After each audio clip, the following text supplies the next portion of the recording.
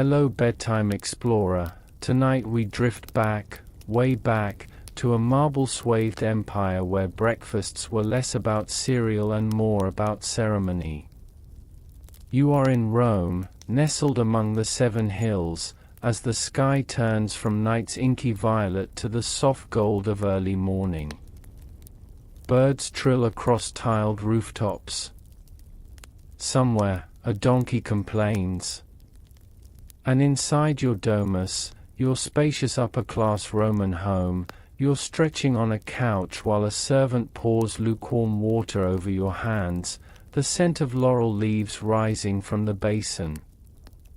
This is no mere breakfast. It's a prelude to power. Because you, my friend, are a senator. And in Rome, even toast has politics. You shuffle into your atrium in leather sandals with straps more decorative than useful. Mosaic floors glitter underfoot. Your toga, pleated and cumbersome, is already trying to escape its folds. Somewhere in the distance, someone's reed flute is playing a scale that sounds vaguely like it's been practicing for a decade. So, before you get comfortable, take a moment to like the video and subscribe, but only if you genuinely enjoy what I do here. Also, before we head too far into history, let me know where you're listening from and what time it is, because somewhere out there, it's someone's breakfast time right now. Now, dim the lights, take a deep breath, close your eyes, and let's ease into tonight's journey together. You begin your day not with eggs or coffee, but with anticipation.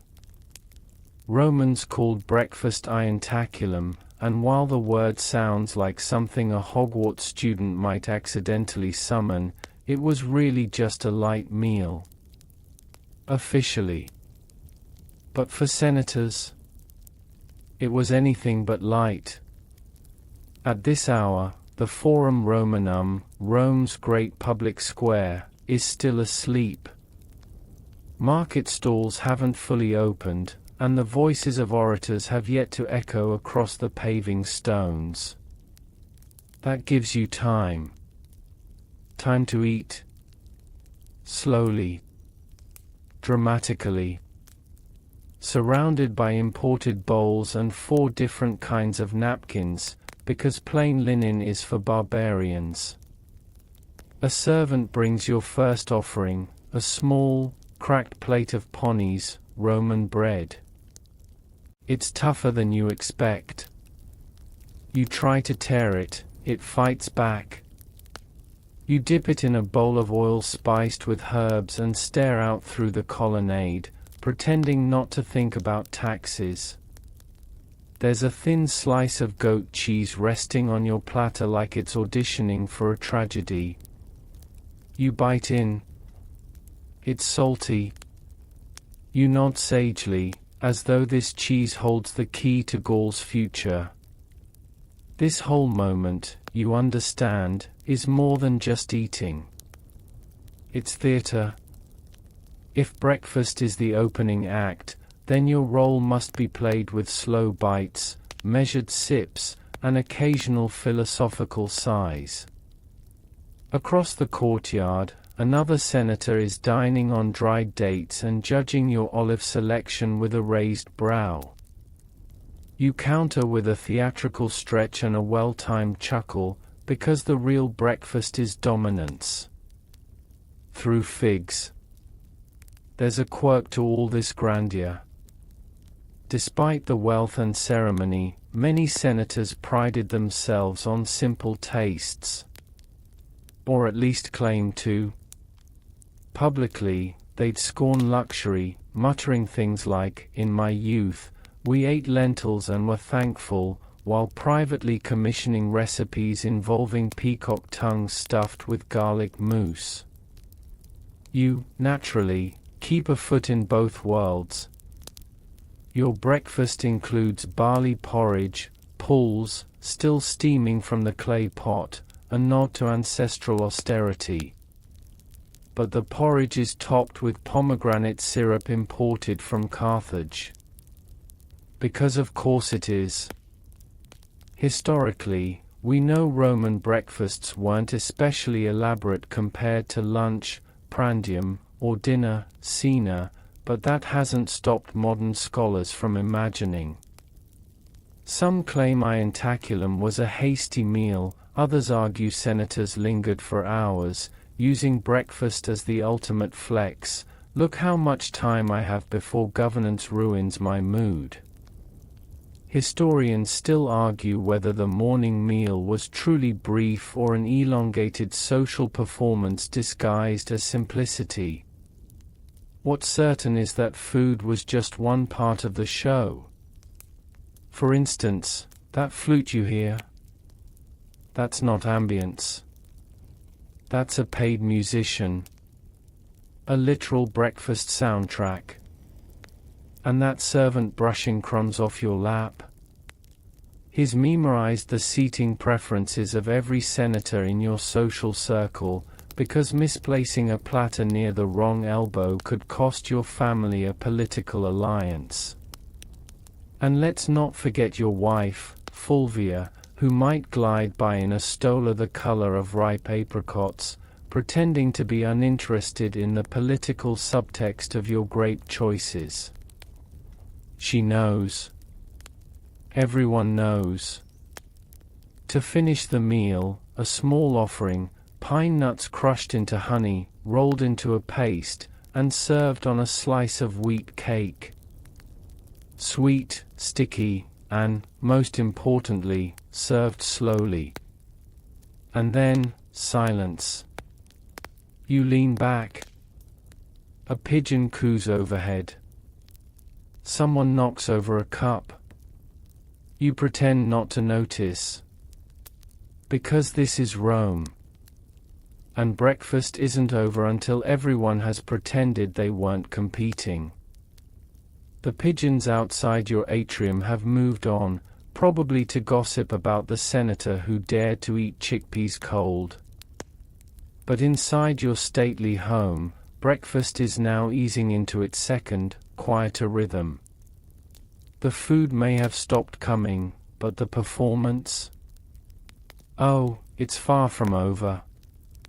You're reclining, not sitting, because Roman senators, especially the wealthier ones, did not stoop to vertical meals when horizontal lounging could be achieved. Your elbow rests on a plush cushion dyed with Tyrian purple, which you definitely tell guests is just a family heirloom, while secretly knowing it costs more than the average soldier's annual wage. Your stomach is comfortably full, and so is your mind.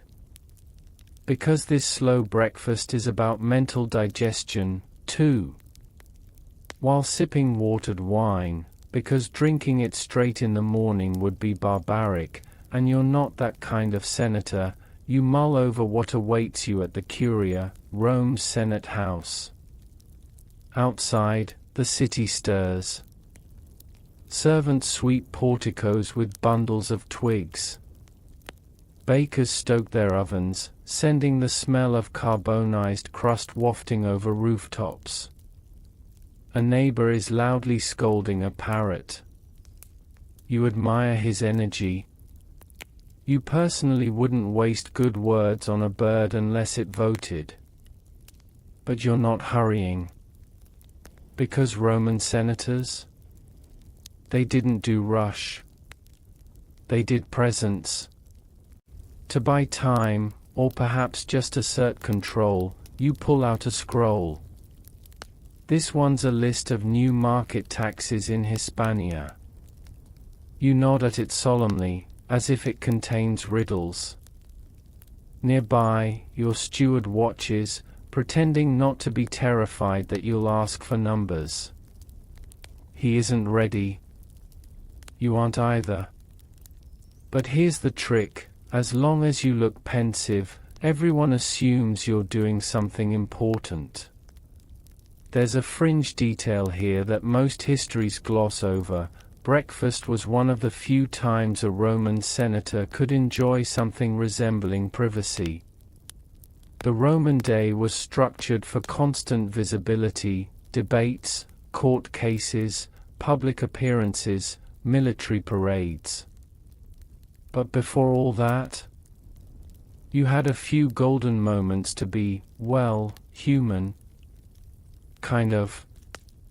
Of course, privacy is relative. Even now, as you recline, your personal scribe is quietly recording notes on your morning habits. Yes, even your bread preference. Because when you eventually die, possibly via poison or dramatic toga-related accident, your biography will matter. You might as well be known as the fig and barley senator rather than the one who fell off a bathhouse balcony. You call over a servant to read the letters delivered at dawn. The wax seals crack like soft thunder as he unfurls the scrolls. One is from your cousin in Alexandria. He's rambling about grain shipments again.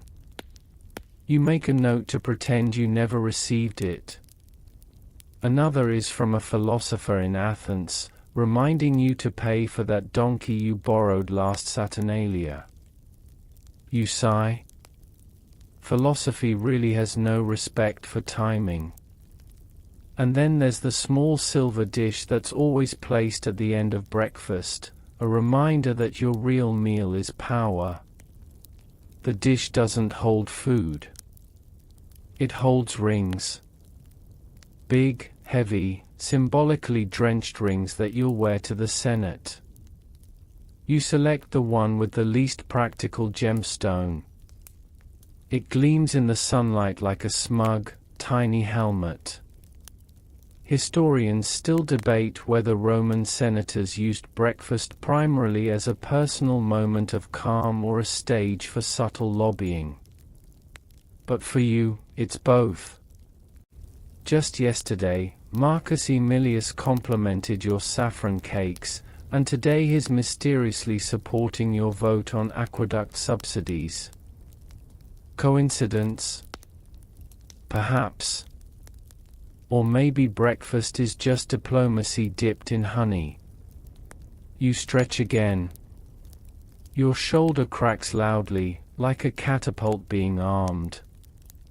A good sign. Somewhere in the background, a door creaks. That's your son, stumbling in, still yawning, toga half on. He'll grow into the political theater soon enough. For now, he thinks olives are weird grapes. You let him believe that a little longer. Meanwhile, Fulvia, your wife, has begun rearranging flowers in a vase. She's not saying anything, but you can feel her evaluating your schedule. She knows when the forum gets noisy, when the bathhouse empties, and which senators you should be seen with before lunch. She's your true calendar. One last fig. It's overripe. A bit sticky. But you eat it anyway, slowly, dramatically. You lick your fingers. Not out of rudeness, but because you're still debating that aqueduct bill and the taste of figs helps you think. You rise. Not quickly. A servant rushes forward to assist with your toga's folds. You step into the sunlight like a man who knows he'll probably be late for everything but too respected to be blamed. The marble is warm beneath your feet. Rome hums all around you. But for just a moment, you look back at the atrium, at the quiet aftermath of the morning's meal, the cups, the crumbs, the scrolls. The quiet little battlefield of your daily breakfast. You wonder, what will the historians say you ate this morning? Probably not the truth. But you hope they remember the goat cheese. The sandals clip softly across the mosaic as you walk toward the vestibulum. Rome is fully awake now, a noisy tapestry of smells, hoofbeats, arguments, and fruit sellers claiming their pomegranates could heal a centurion's backache. You adjust your toga, because of course it's slipping again. Even with 3 servants and a full-length mirror, no Roman man ever quite masters the toga. You look less like a senator and more like a well-dressed bedsheet trying to attend a board meeting. But that's part of the game. You're playing a role. As you exit your domus, another servant offers you a small cloth with oil, just in case your hands still bear crumbs from breakfast. You accept it, wiping gently, not because your fingers are dirty, but because this is ritual. Romans love rituals like cats love knocking things off tables. You descend into the street. It's a familiar chaos. The baker's boy yells your name, mostly because he wants to date your niece. 2 goats block your path, one is chewing what might be a discarded legal petition. You step around them with the grace of a man used to minor indignities. And there it is, the real reason you leave home early even though the Senate doesn't convene for hours, the salutatio. The morning greeting. A Roman power parade disguised as a meet and greet. Clients line up outside your door, in the alley, even half pretending to fix sandals near your gate, any excuse to be seen by you, near you, noticed in your orbit. Some are genuinely in need, a veteran with a limp, a scholar whose scrolls were eaten by rats. Others are sharks in shabby tunics, angling for a sponsorship, a letter of recommendation, or, the boldest dream of all, your patronage. You nod to them, one by one. Not warmly, but thoughtfully. You listen to short requests, grain for a cousin, permission to marry above station, a job in the archives. Most you won't remember. But they'll remember the way you said, perhaps. A well-placed, perhaps, in Latin can make a man feel like Jupiter himself winked at him. And then, your favorite part, the walk. From your domus to the forum is no more than a 20-minute stroll, but for a Roman senator, it's also a theatre crawl. As you pass the shops, you acknowledge fellow patricians with a subtle eyebrow raise. Plebeians avert their gaze, but kids point. You smile at them, just enough to be charming, not enough to seem soft. Rome respects dignity, not friendliness. One vendor calls out about sesame cakes. You remember this one. Last year, his brother tried to bribe a judge with those cakes. It almost worked. You keep walking. You pass the Subura district, just close enough to smell the fish guts, just far enough not to be robbed. You adjust your ring, the one with the square-cut onyx. Some say it once belonged to Scipio Africanus. Others say you bought it from a merchant who also sells snake oil. Either way, it catches the sun perfectly. Historians still argue whether the walk to the Senate was a calculated performance or simply unavoidable city planning. You don't care. You enjoy the walk. It's the only time you get to enjoy Rome without talking about grain tariffs. At one intersection, you spot Senator Lentulus. He's always 15 minutes early and smells like cinnamon. He waves. You both exchange the ancient Roman equivalent of, "How's the wife?" which is just a long, knowing grunt followed by still breathing. Near the Tiber, you pause to watch two boys reenacting the battle of action with sticks. One of them shouts, "I am Antony." The other shouts, "You're dead," and throws a fig. You laugh, softly. They remind you of the time you debated Cicero's great-nephew over wine imports and somehow lost. Badly. Your destination looms, the Curia Julia, grand and stern. The Senate House. You adjust your posture automatically.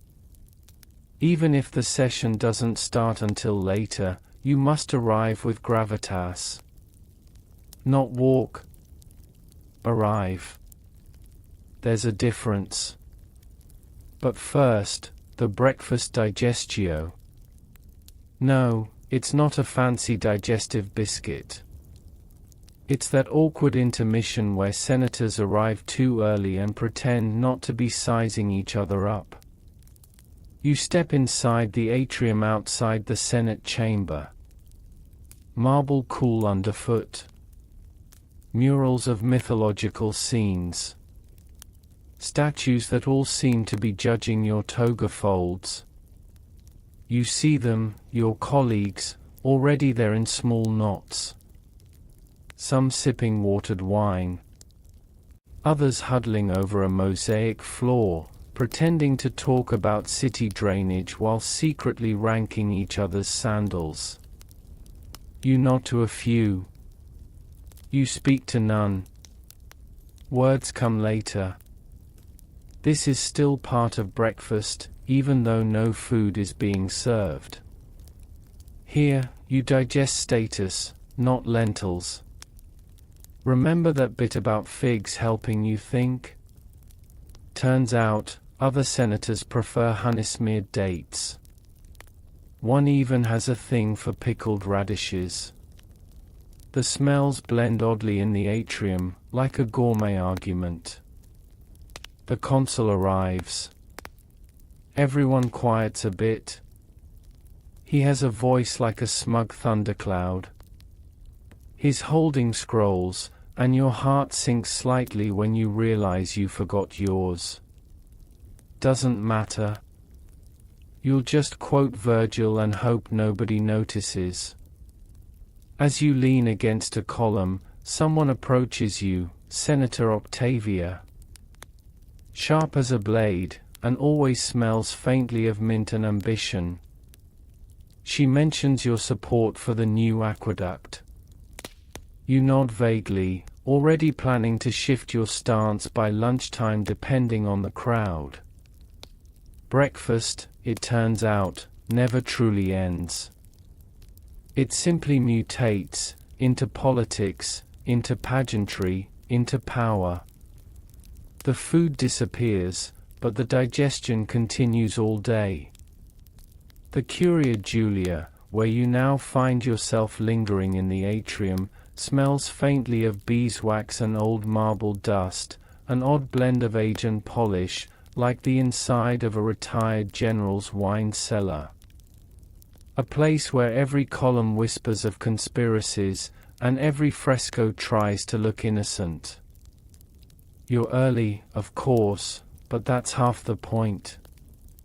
The earlier you arrive, the more gravitas you seem to exude, even if all you're really doing is hiding from the sun and avoiding an awkward conversation with Senator Elias about tax grain yields in Sicily.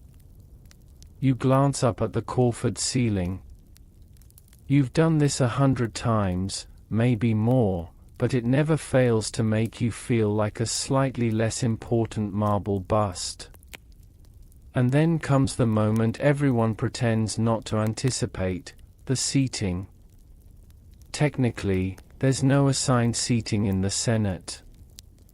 Technically.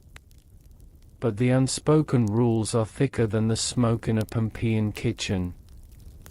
Juniors and nobodies take the far edges.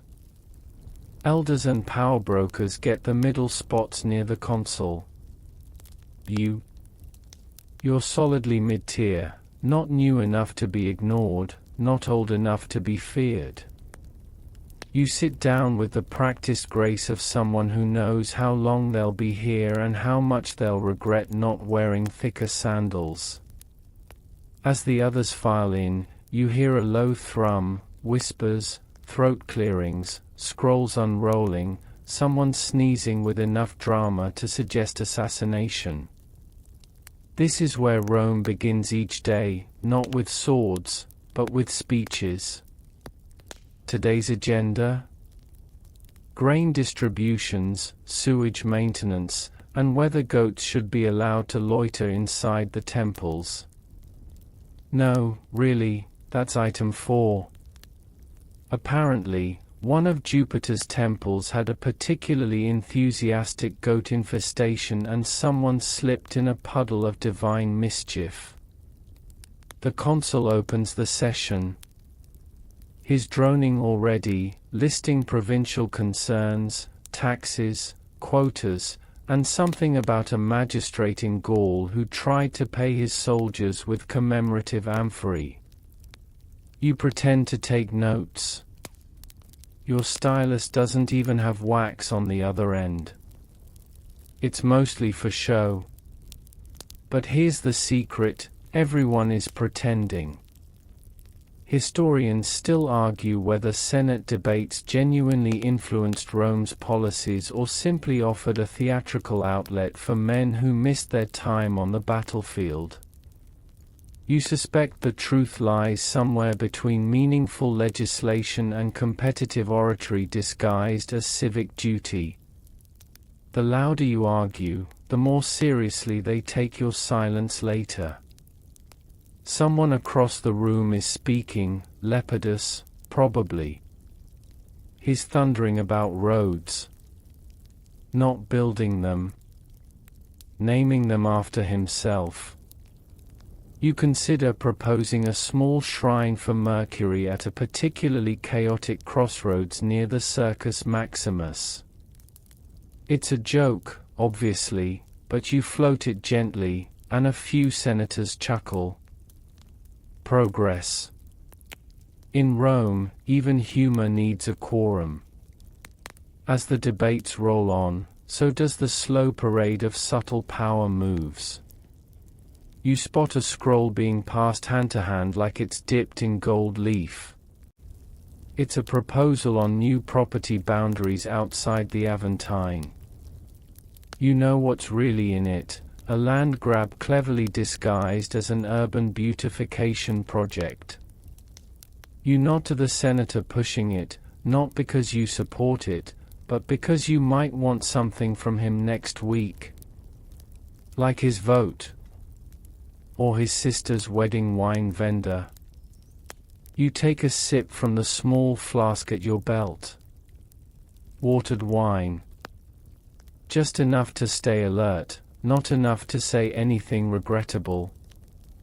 Your stomach gives a small, gentle protest.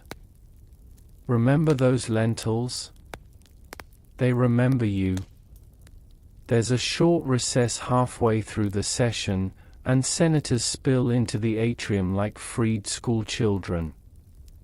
Some compare notes, others swap servants to get updates from the outside, news, gossip, snacks. You linger by the bronze statue of Romulus and Remus, trying not to look like you're stalling. A small man in a deeply creased toga approaches you. You vaguely recall his from Capua and once tried to outlaw large hats in public baths. He wants your support on a motion to impose stricter zoning on bakeries. Apparently, his neighbor's triclinium smells permanently of cinnamon. You promise to look into it. Which, of course, means nothing. You return to the chamber. It's warmer now, and the light filtering through the high windows makes the dust swirl like it's dancing to Cicero's ghost. Someone launches into a tirade about moral decay. You stop listening once he blames poetry for military defeats. But here's something interesting. One senator stands and presents a bill to honor a minor goddess, Cloacina, patroness of the sores. You raise an eyebrow. Bold move. It's an indirect protest against the state of the city's sanitation, cleverly veiled as religious devotion. Several senators nod sagely, pretending this is about piety. You file this away for later use. Cloacina might just become your new favorite deity. By mid-afternoon, the session dwindles into the kind of polite silence that only bureaucracy can achieve. Proposals are tabled. Votes are taken with the slow raise of arms. A few acclamations. No riots today. Just another day of slowly shaping the empire over figs, floor mosaics, and thinly veiled threats of veto. And then, like that, it's over. The consul bangs his staff gently on the ground, signaling the session's end. Scrolls are rolled up, conversation shifts to more casual tones, and a few senators make plans to dine together later, likely at a domus with better wine and less debate. You rise, stretching subtly, your back sending tiny complaints like a distant chorus. Outside, the sun slants lower now. The city hums. Rome never sleeps. But she does take long, theatrical pauses. You exit the Curia, your footsteps joining the hundreds worn into the Forum's paving stones. Each one a whisper of decisions made, arguments shouted, victories plotted, and breakfasts digested far too slowly. And as you step back into the late afternoon air, you realize, this, too, is breakfast. Not the food, but the ritual. The display. The morning performance stretched thin across the marble day. You haven't eaten in hours, but somehow you're full of words, of politics, and of that uniquely Roman sense that even doing nothing, if done well, is doing something important.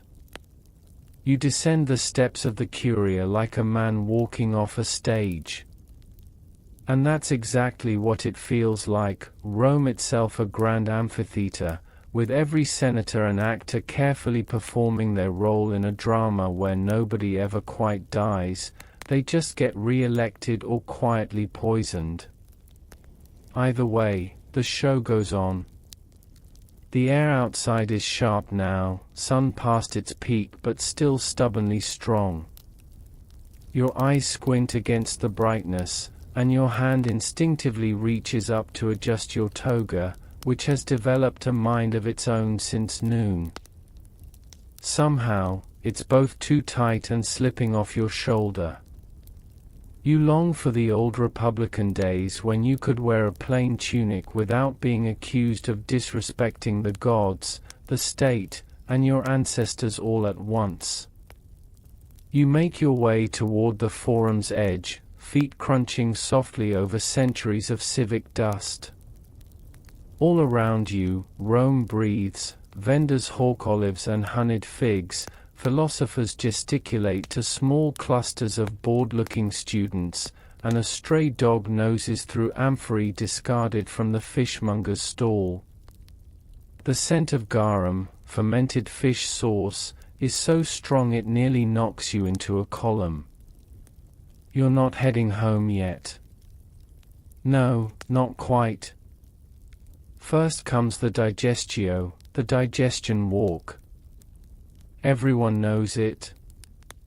You pretend it's for reflection, for piety, even for exercise. But mostly, it's to avoid returning to the house while your staff is still cleaning up the wreckage of breakfast. You stroll slowly toward the Tiber, past the rostra where speeches earlier today were delivered with all the passion of a sleep-deprived orator on his fourth diluted wine cup. You pass a statue of Julius Caesar, who famously claimed he could dictate 3 letters at once while riding horseback. You once dictated a thank you note to a temple priest and accidentally insulted his grandmother. So, clearly, genius has its limits. Your path takes you through the Vicus Tuscus, a winding street lined with shops, bathhouses, and enough graffiti to qualify as the ancient world's social media. There, scribbled on one wall, Lucius smells like boiled cabbage. Just above it, Julia loves Marcus, sometimes. You smile. Rome may be grand, but it never takes itself too seriously. Halfway down the street, a man waves you over. He's dressed like a senator but wears the expression of someone who hasn't had a good bowel movement in a week. You brace for politics. But no, he wants to sell you a Greek slave who can recite Homer backward. You politely decline. You already have a Greek slave who can fake reciting Homer forward, and that's been more than enough.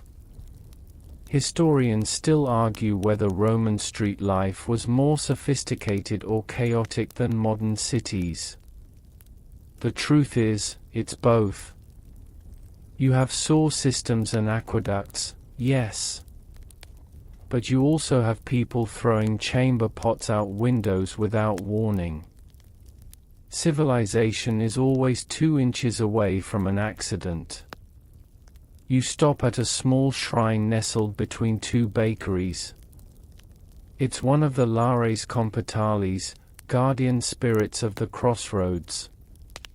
There's a tiny offering dish filled with nuts, coins, and what appears to be half a meatball. You toss in a dried fig from your belt pouch. Insurance. Never hurts to stay on the good side of the household gods, even if your household is mostly full of loud cousins and lazy scribes. As you turn to leave, the aroma of fresh bread stops you in your tracks. And just like that, breakfast comes full circle. You remember what the cook promised this morning, flatbread dusted with cumin and drizzled with honey. Did you get any? No. You were too busy choking on lentils and bureaucracy. But here, now, in this moment between Senate and supper, you have a chance to reclaim your dignity. Or at least your blood sugar. You enter the Pistrina, the neighborhood bakery. It's warm, dimly lit, and filled with the sweet, yeasty scent of daily survival. He smiles the way people do when they know your political power ends at the city walls. "Your usual?" he asks. You nod. Moments later, you're holding a warm, soft libum, a cheese bread delicacy, slightly sweet, wrapped in a fig leaf. It's technically a dessert, but no one's judging. As you nibble it, slowly, methodically, the way a man does when he's both starving and pretending he isn't, you overhear a pair of older women gossiping by the door. "Did you hear? The governor of Hispania was caught bathing with an actor." "An actor? No wonder the wheat prices are unstable." You nod thoughtfully. Rome, where cause and effect are optional, but scandal is mandatory. With bread in hand, you resume your walk. You follow the curve of the Tiber, watching as barges haul goods from the port, sails billowing like toga pleats in the wind. The river glistens golden green, and for a fleeting moment, you consider renting a boat and drifting until someone notices you're gone. But then you remember your cousin's birthday banquet tonight, and you sigh. Obligation is the one current you can never escape. You pause at the Ponte Fabricius, Rome's oldest stone bridge, and glance at the two-faced statue of Janus standing watch. One face looks forward, one looks back. Much like every senator you know. You throw the last crumbs of your bread into the river, offering them to whatever spirits live beneath the surface. Hopefully the friendly kind. The unfriendly ones usually work in tax collection. And now, finally, your breakfast journey is complete. From bean stews to Senate scrolls, from backroom bribery to fresh-baked redemption. All before the evening lamps are lit. Back home, your sandals echo through the atrium as you return. You're greeted by your household staff pretending not to have been playing dice, your cook pretending she didn't burn the lamb roast, and your cousin pretending to be interested in politics. Just another normal Roman day. And tomorrow? It begins again, more lentils, more speeches, more mysterious temple goats. But for now, you stretch out on the lectus, your toga undone at last, and you sigh with the satisfaction of a man who has survived breakfast in the greatest city on earth, and lived to nap about it. You wake from your post-digestio nap not with a start but with the resigned exhale of someone who's remembered three things: you have to attend your cousin's birthday banquet, your least favorite poet has been invited, and your left sandal is missing again. Somewhere between the forum and your atrium, it slipped off, and no one in your household noticed because they were too busy gambling in the kitchen. Typical. You call for a slave, specifically the one least likely to cry when yelled at, and request another pair. They bring you sandals that aren't quite your size, but you accept them. Tonight, no one will be looking at your feet. Not with Gaius, the stentorian, Flaccus reading from his 78-line epic about a talking cow who finds enlightenment on a hill near Tibur. But first, you have a job to do. A good Roman senator doesn't just attend banquets. He calculates them. Strategizes. You pace your triclinium like a general reviewing a battlefield. Who will be seated where? Will the wine be watered down to prevent shouting, or full strength to encourage it?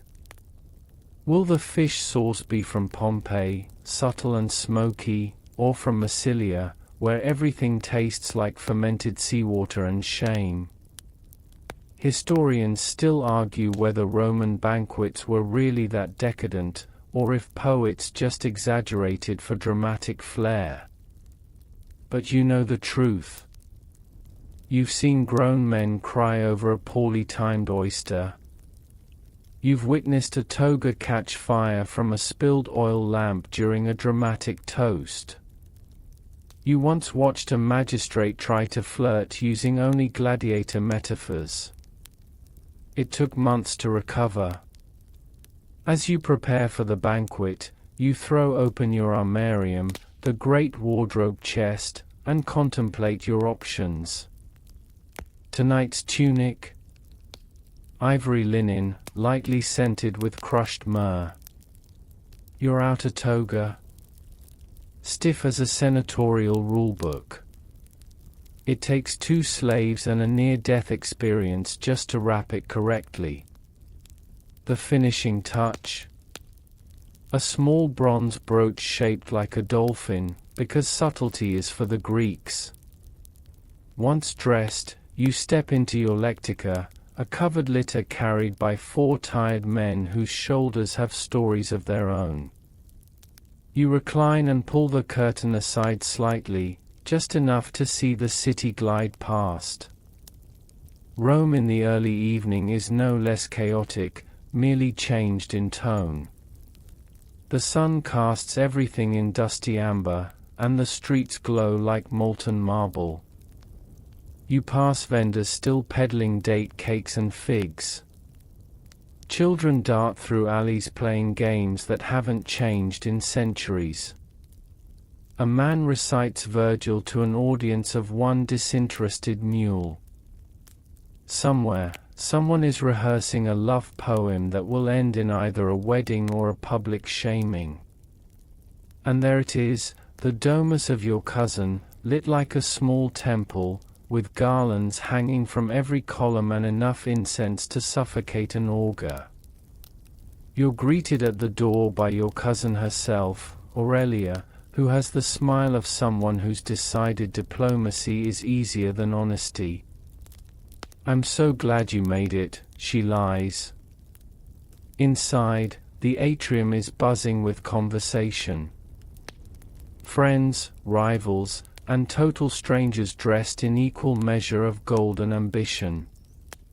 You nod graciously at them all. A proper Roman greeting is 80% posture, 10% eye contact, and 10% remembering which senator insulted your family last week. You're ushered into the dining room, where the lectus, cushioned couches arranged around a central table, await your weary bones. You take your position on the leftmost couch, upper rank, near the host but not too near. Close enough to laugh at the jokes, but far enough to dodge flying chicken bones if the wine turns feisty. The feast begins. Trays arrive like ceremonial sacrifices. Stuffed dormice. Oysters soaked in vinegar and pepper. Peacock eggs arranged in the shape of Minerva's owl. You feign excitement. Your stomach, still contemplating breakfast, quietly files a complaint. You reach for a slice of crusty bread smeared with garum and honey. It's oddly delicious, like anchovy jelly trying to befriend a cinnamon roll. Across the table, a man you vaguely recognize as "that one with the weird beard" is droning on about his new mosaic floor. You nod along, chew slowly, and fantasize about being exiled to Sicily, where at least the olives are good. Gaius Flaccus stands up. Here we go. He clears his throat with the gravity of a man who once compared himself to Homer, and began spelling Homer with a W. His voice booms, "Let this verse be a gift to Aurelia, the candle of our family. You silently pray to every known deity, plus a few experimental ones. Whose grace surpasses Venus, whose laughter melts the Tiber. You've been here for 40 seconds, and already someone's coughing into their wine." As the poem continues, at least 3 stanzas about a sheep who dreams of politics, you let your mind drift. Back to breakfast, oddly enough. You remember the bean stew. Not just its flavor, but its history. Beans, you once heard, were sacred to the dead. That's why the priest of Jupiter wasn't allowed to touch them. So naturally, they became a staple of senatorial cuisine. What better way to prepare for politics than by communing with the dead? Your inner monologue is cut short by polite applause. Flaccus has finished. Someone weeps. Probably the wine steward. The rest of the banquet unfolds like a well-rehearsed farce. Laughter, political gossip disguised as toasts, and a spirited argument over whether Etruscan augury is more accurate than Thracian dream interpretation. You don't pick a side. You just nod, sip your wine, and steal the last of the honey-glazed turnips when no one's looking. At one point, someone brings out a tray of boiled crane tongues. A delicacy, they cry. You pretend to sneeze and drop yours under the table. Your cousin sees you and winks. She, too, once faked illness to avoid her own wedding feast.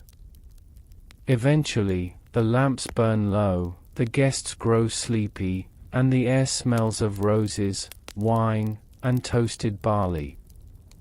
You bid your farewells. There are kisses on cheeks, murmured pleasantries, and one drunken patrician loudly declaring his love for Jupiter. You slide into your litter once more and let yourself melt into the cushions. As the streets of Rome pass by in reverse, you think, all this, and it's only day one of the Saturnalia week. You close your eyes. Tomorrow, you'll wake again. There will be lentils. There will be breakfast. There will be politics, fish sauce, and perhaps, if the gods allow, another slice of honey cake. But for now, you let the city cradle you home.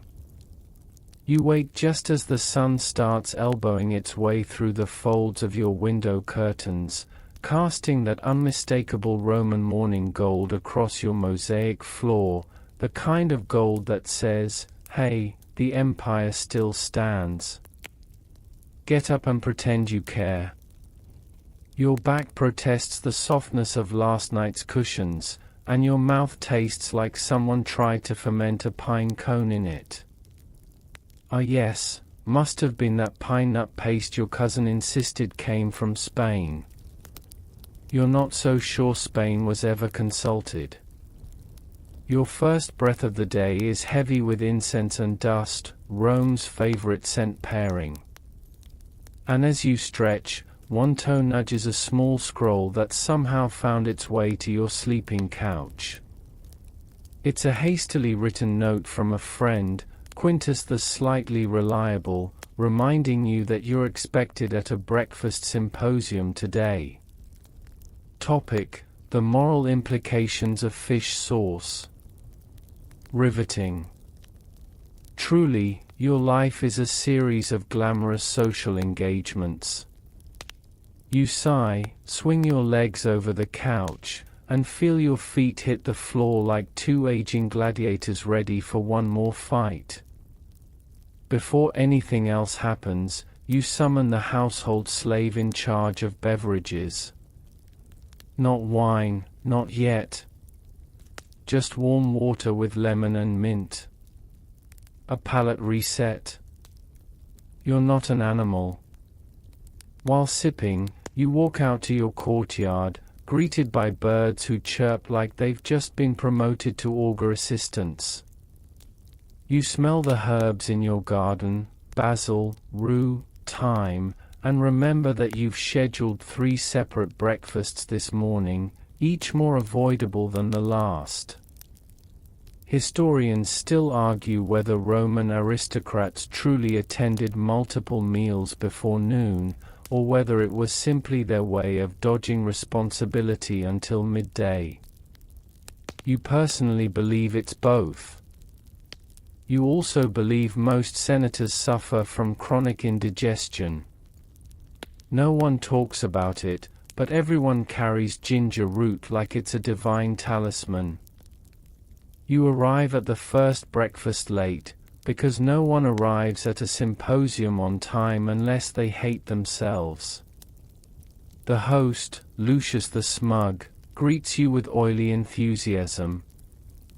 He's already midway through describing the philosophical tragedy of pickled sardines. You nod solemnly, as if mourning a beloved tutor. The meal begins with sliced melon and chilled goat's milk, surprisingly refreshing. There are fig cakes too, but they crumble like your trust in the city's aqueduct inspectors. You sit on a marble bench, half listening, half plotting your escape. Lucius drones on about stoicism and seafood. You quietly chew on a dried plum and reflect on the irony. This entire symposium is supposedly about simplicity, yet there are 6 kinds of olives on the table, and 2 of them are dyed blue for no good reason. Someone brings up Cicero. Someone else counters with Seneca. You bring up your nap schedule and pretend it's a quote. No one notices. Eventually, you feign a prior commitment and slip away. You take a moment to compose yourself outside, inhaling deeply and pretending that today isn't just one long promenade of obligations disguised as leisure. The second breakfast is with your friend Livia, who has declared this week's culinary theme to be experiments in egg. She means it. Today's dish is hard-boiled quail eggs drizzled in vinegar, sprinkled with poppy seeds, and served on a miniature bronze chariot for some reason. I wanted to make breakfast fun, she explains. You nod and eat around the garnishes. The best thing about dining with Livia is the gossip. She's a walking archive of whispered truths. Over warm barley cakes and a mysterious nut paste, she tells you about Senator Nias's secret poetry habit. Apparently, he writes odes to his neighbor's chickens. You make a mental note to never eat poultry at his villa again. She also mentions that the fishmonger at the Forum has been smuggling in eels from Gaul. They're fatter, she says, but morally suspect. You aren't sure what that means, but you agree. As you dab your lips with a linen napkin embroidered with what you think is a dancing satyr, you hear it, the distant blast of a trumpet. A military parade is scheduled for noon. That gives you exactly 1 hour to survive the third breakfast. This one is the worst. It's hosted by an upstart named Publilius, young, ambitious, and in possession of far too many decorative urns for someone who still misquotes Ovid. He greets you with a handshake and a wink, which instantly tells you two things: he wants political favors, and he's already had wine. His breakfast table is a disaster of intention. Raw lettuce soaked in honey. Snails in almond sauce. A bread loaf shaped like a senator's bust, possibly yours. And in the center, a single roasted mouse wearing what looks like a parsley crown. You stare at it for a beat too long. It stares back, or maybe that's just the spice rub. Publilius launches into a passionate speech about reinventing Roman dining. You resist the urge to remind him that breakfast isn't supposed to be a gladiatorial arena of creativity. It's supposed to be edible and short. He talks about his new philosophy, breakfast as metaphor. You suggest breakfast as mercy, and excuse yourself before the pickled walnuts arrive. On the walk home, you reflect on what Roman breakfasts have become. Once simple meals, bread, cheese, some olives, maybe a date or two, now bloated with theatricality and philosophy. Even a boiled egg can turn into a political manifesto if left unattended. You remember your father's words: eat humbly in the morning so you may argue fiercely by noon. It made sense back then. These days, you're too full of pine nuts and scandal to argue with anyone, let alone fiercely. As you reach your villa, the sun climbs higher, throwing sharp shadows across your courtyard tiles. The city hums with life, vendors calling, carts clattering, poets arguing over meter. Somewhere, a rooster crows, very late and very proud of itself. You step into the cool embrace of your atrium and finally sit down in silence. No more breakfast today. Maybe a small nap. Or a poem about eggs. Definitely not another symposium.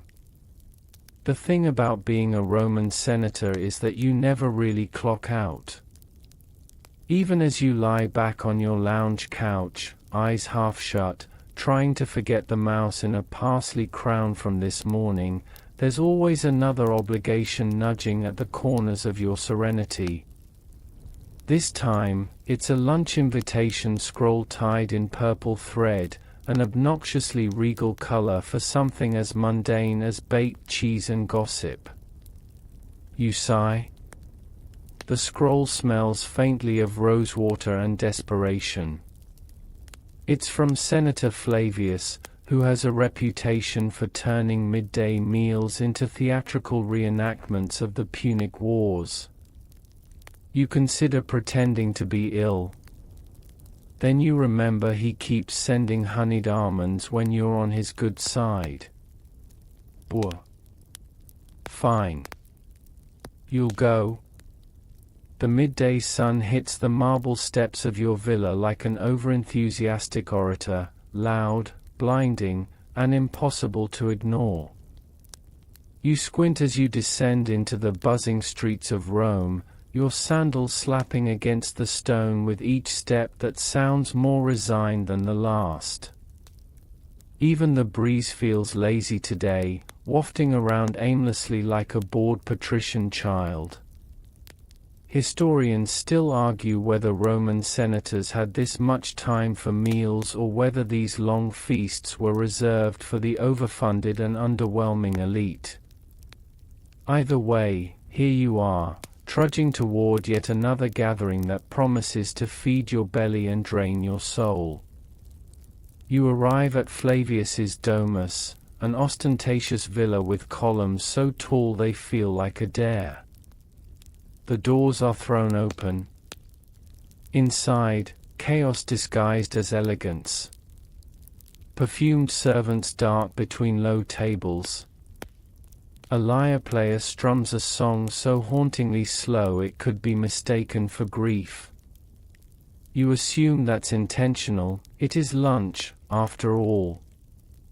Flavius appears in a toga with embroidery that screams, "I'm overcompensating." He greets you like a victorious general returning from battle. You offer a polite nod, mentally bracing for whatever culinary monstrosity he's about to unveil. Today's lunch theme? Reimagining Carthage. You silently curse whoever taught him that word. First course, black lentil puree shaped like miniature elephants. He calls it Hannibal's March. It's unsettling but edible. Next, stuffed dormice. Not unusual, but these are filled with saffron rice and labeled treachery bites. You resist the urge to make a face. You do make the mistake of eating too. The meal drags on like a poorly written tragedy. Between courses, Flavius insists on toasting everyone at the table, including his pet peacock, Persephone. You drink when appropriate and make mental notes for the comedy play you'll one day write under a pseudonym. Then, of course, he brings out the centerpiece, a roasted lamb carved tableside by a man dressed as Scipio Africanus. No, seriously. A full costume. He even does the voice. You chew slowly, wondering at what point your life took this culinary detour into absurdity. Once, Roman meals were simple. Now your salad recites monologues. But here's the weird part, somewhere between the mulled wine and the honey-glazed dates, you catch yourself enjoying it. Not the food, dear Jupiter, no, but the ritual. The slow rhythm of conversation, the theatricality, the shared absurdity of it all. There's a strange comfort in knowing every senator is just as trapped in this performative carousel as you are. Still, by the time dessert, a fig tart shaped like the Colosseum, is set down, you're already crafting your exit strategy. You feign interest in a scheduled meeting about aqueduct budgets. It works. Flavius nods solemnly, as though you've invoked the gods themselves with such a noble excuse. Back on the street, the city feels different. Quieter. The lunch crowd has dispersed, leaving behind the usual trail of olive pits, gossip, and mild political unrest. You wander toward the Tiber, needing air that hasn't been filtered through incense and fish sauce. The river glistens under the lazy sun, its waters carrying secrets older than your lineage. You lean against a stone wall and let the sound of the current carry you away. Somewhere upriver, a child laughs. Somewhere downriver, someone shouts about stolen grapes. Rome breathes around you, loud, chaotic, immortal. You remember something Pliny the Elder once wrote, though you're not sure if you're misquoting him or just inventing it entirely. Life is not about finding truth, it's about finding the right cheese at the right time. You nod sagely to yourself and resolve to have a snack when you get home. On your way back, you pass a bakery that sells honey loaves shaped like famous senators.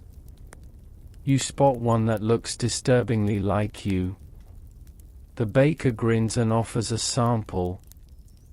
You decline. You've had enough self-consumption for one day.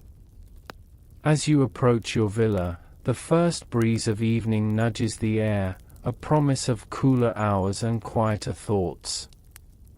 Dinner will come eventually, probably with another scroll and another ridiculous theme. But for now, you've earned a pause. You sit beneath the shade of your favorite olive tree and let the lull of afternoon silence carry you. For all Rome's noise and nonsense, there are moments like this, still, soft, shaded. You close your eyes, not to sleep, but to savor the moment before another course of your life arrives, plated in absurdity and garnished with obligation. Later that evening, you find yourself poking half-heartedly at a dish of boiled barley, wishing it had arrived in any other century. The senators' long lunches are behind you for now, but Roman digestion is a slow and complicated business, and even after hours of reclining, your stomach hasn't forgiven you for Hannibal's lentil elephants. Still, the day isn't done with you yet. The sky turns a dusty purple, streaked with fading sunbeams as the forum's clamor softens into background murmurs. It's time for cena, the final meal of the Roman day, and for senators, often the most extravagant. Or, depending on the host, the most philosophically exhausting. Tonight, it's a private dinner at the domus of Senator Petronius. He's one of those artsy types. A little too into Homer.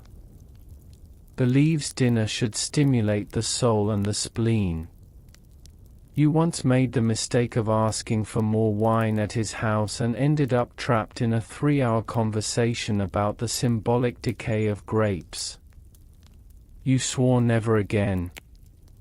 But Petronius has a working hypercaust system, the underfloor heating is surprisingly soothing on tired feet, and your villas is still out of order thanks to a small plumbing disaster involving a slave who mistook bricks for pumice. So, Petronius it is. His villa, of course, is precisely as dramatic as you feared. The entryway is lit with flickering oil lamps shaped like sirens, and everything smells faintly of cinnamon and self-importance.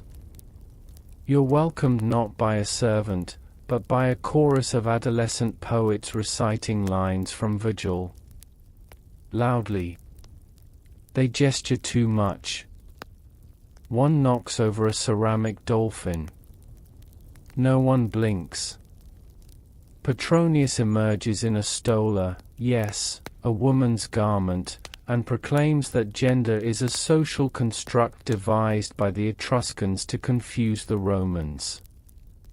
He grins and slaps you on the back like this is the cleverest thing anyone said since Cicero was stabbed for being annoying. Historians still argue whether such eccentricities were tolerated in Rome or exaggerated by later sources. But when you're in it, elbow deep in fig-stuffed snails, you begin to understand how hard the line is to draw between satire and supper. Tonight's dinner theme? The decline of empire, served warm. The first course arrives in a bowl shaped like a cracked amphora. It's cold garum soup. Yes, cold. With floating herbs arranged to resemble the Senate. You drink it while trying not to gag on the metaphor. Petronius offers commentary between every bite. The bitterness represents moral decay, he says, lifting a spoonful with theatrical flourish. The chill? Our ambivalence toward civic duty. You resist the urge to ask what the floating mushroom is meant to symbolize. It's probably you. The main course is goat stew with apricots, served inside a hollowed-out brick.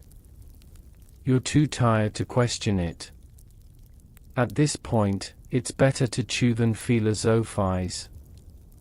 And honestly, the food is not terrible.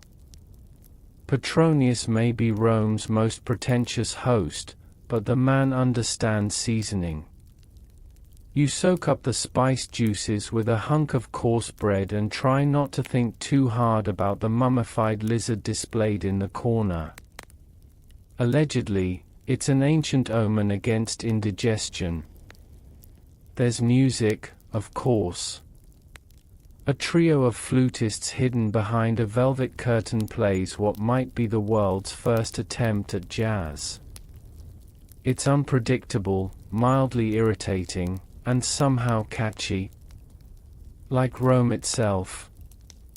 After the final course, fermented honey cake mold into the shape of a broken pillar, you and the other guests are invited to participate in Lectio Nocturna, a kind of sleepy book club where everyone pretends they're not drunk. A slave brings you a scroll. It's something from Tacitus, possibly about army discipline, though after a few lines your vision blurs and the words melt into one another like butter in a hot pan. You consider pretending to faint just to get out of it, but then Petronius notices your slouch and interprets it as deep philosophical introspection. You nod solemnly. You're safe. This, perhaps, is Rome in its purest form, a deeply layered performance where even drowsiness can be passed off as virtue. A place where public image is half your career, and the other half is digesting stuffed dormice without looking like you're digesting stuffed dormice. As the evening winds down, you sneak out with a clever excuse involving a fictitious neighbor's plumbing emergency. Petronius claps you on the shoulder and says, "Ah, the obligations of the state never cease." You nod gravely and flee. Back home, your villa is quiet, dim, and mercifully devoid of food shaped like philosophical metaphors. You light a small oil lamp and slip into your sleeping tunic, just a plain, soft wool wrap, free of embroidery or subtext. You recline on your couch, grateful that your only companion is the rhythmic chirping of Roman crickets and not a traveling philosopher with thoughts on cabbage as a metaphor for mortality. Still, as you drift toward sleep, you wonder what tomorrow's meals might bring. A reenactment of Caesar's diet? A lecture on legumes and legislation? One never knows. But you do know this, whatever absurdity awaits you, it will arrive with wine, olives, and just enough ceremony to make it all feel terribly, wonderfully important. Even if your insides beg to differ. You wake with a dry mouth and the vague, creeping dread of someone who may or may not have promised to attend a symposium at sunrise. Your villa is hushed, just the soft patter of footsteps from the household slaves preparing morning bread, and the distant, irregular crowing of what sounds like a deeply confused rooster. You stretch, crack your knuckles, and remember something crucial: today is market day. But not just any market. Today, the senators are expected to show face at the Macellum, Rome's most prestigious marketplace, because even the most powerful men in the Republic occasionally need to argue over olive prices.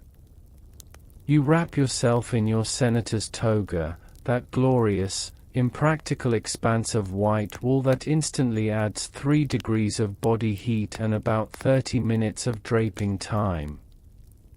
You head out, flanked by your litter-bearers and a scribe who's already yawning before you've left the atrium. Rome is alive and unruly this morning. Bakers shouting from smoky storefronts. Goats sprinting the wrong way down alleyways. Children weaving between carts like tiny, gleeful pickpockets. You pass by the Temple of Saturn, where a priest is already lighting incense, probably in a desperate plea for favorable grain prices. The Macellum is a chaotic symphony of smells, textures, and egos. You're greeted by the fishmonger with the teeth like broken marble, who insists you try his morally superior mackerel. His pitch? Caught during a full moon, when the fish are more philosophical. You politely decline. Today's mission? Procuring a week's worth of groceries for your household, choosing only items befitting your status, and navigating an unspoken political minefield. Because let's be honest, senators aren't just judged by their votes. They're judged by their wine selection, their chickpea firmness, and whether they splurge on that one particularly smug olive vendor from Hispania. Your first stop is the fruit stall. Figs, of course. Rome's favorite fruit. Supposedly, Romulus and Remus were discovered beneath a fig tree, and now they show up in everything from breakfast stews to state metaphors. You eye a basket of fresh black figs. They're overpriced and borderline mushy, but the vendor claims they were blessed by Vesta herself. You raise a brow. She blesses fruit now? He nods with gravitas. And occasionally prunes. You buy 2. Further down the lane, a small crowd has gathered. At the center, Senator Gaius Calvus, red in the face and yelling at a spice seller over the legitimacy of saffron weight. You briefly consider intervening, then remember that Gaius once lectured the Senate for 40 minutes on the tragic symbolism of peppercorns. You keep walking. You reach the butcher, where the hanging cuts of meat glisten under the morning sun. You ask for a modest portion of salted pork, the kind used in lentil stews. The butcher hesitates. Not for you, Domin. Too humble. He motions toward a disturbingly sculpted cut of beef shaped like a lion. Now this says gravitas. You sigh and accept the pork. The lion meat can roar on someone else's table. Near the grain booth, you pause. Barley, millet, emmer wheat, it's all here. Rome's foundational carbohydrates. A scholar once claimed the entire republic was built on bread and stubbornness. You suspect he wasn't wrong. Historians still argue whether grain allocations truly stabilized Roman politics or merely distracted hungry plebeians. Either way, bread is power. And senators like you know better than to skimp on symbolism. You overpay for a sack of finely ground flour. The vendor beams. You've just fed 5 generations of her family. Probably twice. As you round a corner, you nearly trip over a crate of garum amphorae. Of course. No Roman market is complete without this fermented fish sauce that smells like maritime regret and tastes like divine punishment. One whiff, and your breakfast threatens to evacuate. But you hold firm. The Senate may be falling apart, but your stomach won't be the first to defect. Back near the main square, you pause for refreshment. A nearby tavern offers Mulsum, that wine-honey concoction Rome swears by for mid-morning pep. You take a sip. It's warm, too sweet, and suspiciously foamy. Still, you nod appreciatively to the innkeeper, who bows as if he invented grapes. Then comes the surprise, a parade of schoolchildren blocks your exit. They chant verses from Plautus, each line louder than the last. Your scribe sighs deeply. Do we applaud? You shrug. Let's just pretend we're moved. You make your final stop at the herb vendor. Lavender, thyme, basil, mint, plucked from the Sabine hills and arranged like little leafy bouquets. The vendor, an elderly woman with eyebrows like eagle wings, leans in conspiratorially. Take the rue, she whispers. Good for digestion. And for keeping annoying relatives away. You raise a brow. And senators? She grins. Only if they're particularly gassy. You buy extra rue.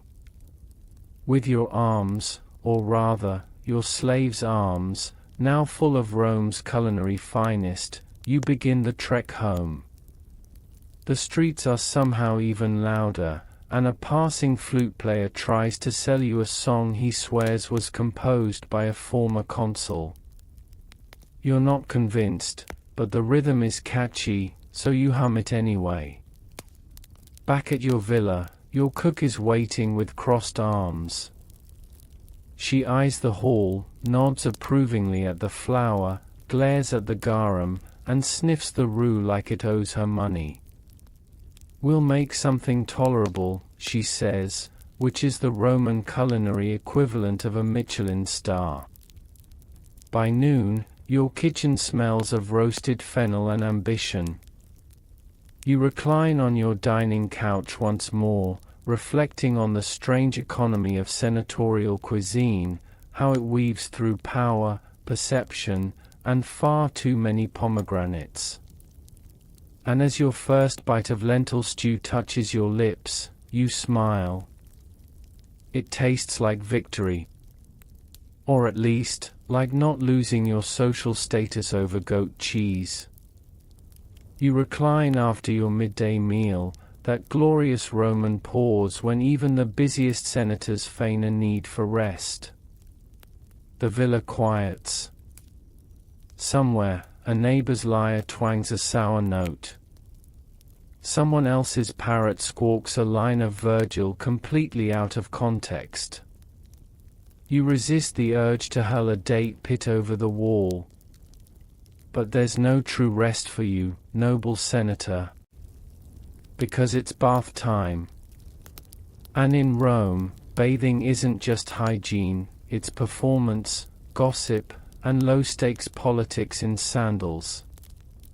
You gather your toga, bid farewell to your long-suffering scribe, and make your way to the Thermae, the public baths. Now, there are many bathhouses in Rome, some for the plebeians, some a bit more upscale. You, of course, choose the latter. The baths of Agrippa. Not because you're snobby, though you definitely are, but because they have marble benches warm enough to make a philosopher weep. You arrive, greeted by the scent of olive oil and ambition. The air inside is humid, almost theatrical. Mosaics gleam beneath wet footprints, and statues of heroic nudity stand proudly, though most are missing a finger or two. Such is the Roman aesthetic, artfully broken. First, the apoditerium, the changing room. Rows of cubbies and benches, filled with men stripping down and pretending not to notice who's got nicer sandals. You disrobe with studied nonchalance, hand your belongings to a young Capsarius, who will watch your clothes, badly. You suspect this boy moonlights as a pickpocket. Next is the tepidarium, the warm room, where the air is thick and heavy and smells faintly of lavender, old coin, and someone's slightly too ambitious beard oil. You settle onto a heated bench, skin sighing in contentment, and begin to eavesdrop. Two merchants are discussing grain shipments delayed at Ostia. One patrician is loudly lamenting the cost of Egyptian linen. Another man, face flushed with steam and wine, is insisting that his cousin once bathed next to Cicero. Nobody cares, but they let him talk. Here, status is softened, literally. Fat melts, tempers cool, and the sharp edge of politics is dulled by heat and half-naked vulnerability. Still, alliances are made here.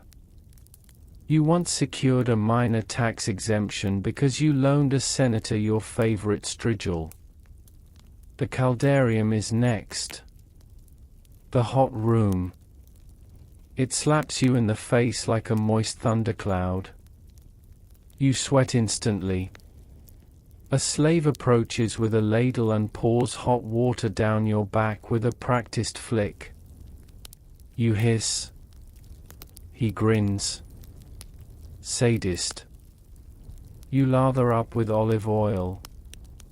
Not soap, of course. Romans believe in scraping off filth, not dissolving it. Enter the strigil, that curved bronze blade for scraping your skin clean. The process is vigorous, slightly painful, and deeply satisfying, like exfoliation meets revenge. A fellow senator glides past, slick as a greased statue. Heard you try to outlaw imported garum, he smirks. Bold. You nod. It was a merciful act. He laughs, but it's one of those laughs that says, I'm going to vote against you next week. Eventually, you stumble into the frigidarium, the cold room. It's basically punishment for having enjoyed yourself. The water is so cold your soul tries to escape. You submerge anyway, because you're Roman, and you've already screamed internally. Historians still argue whether this jarring finale was meant to improve circulation or just humble smug senators. Either way, you emerge alert, alive, and possibly vibrating. After drying off and being massaged with more oil than seems necessary, you recline again, this time in the palestra, the open courtyard. Some men wrestle nearby. Others argue about philosophy, gladiator match odds, or whether the Tiber has too many crocodiles this season.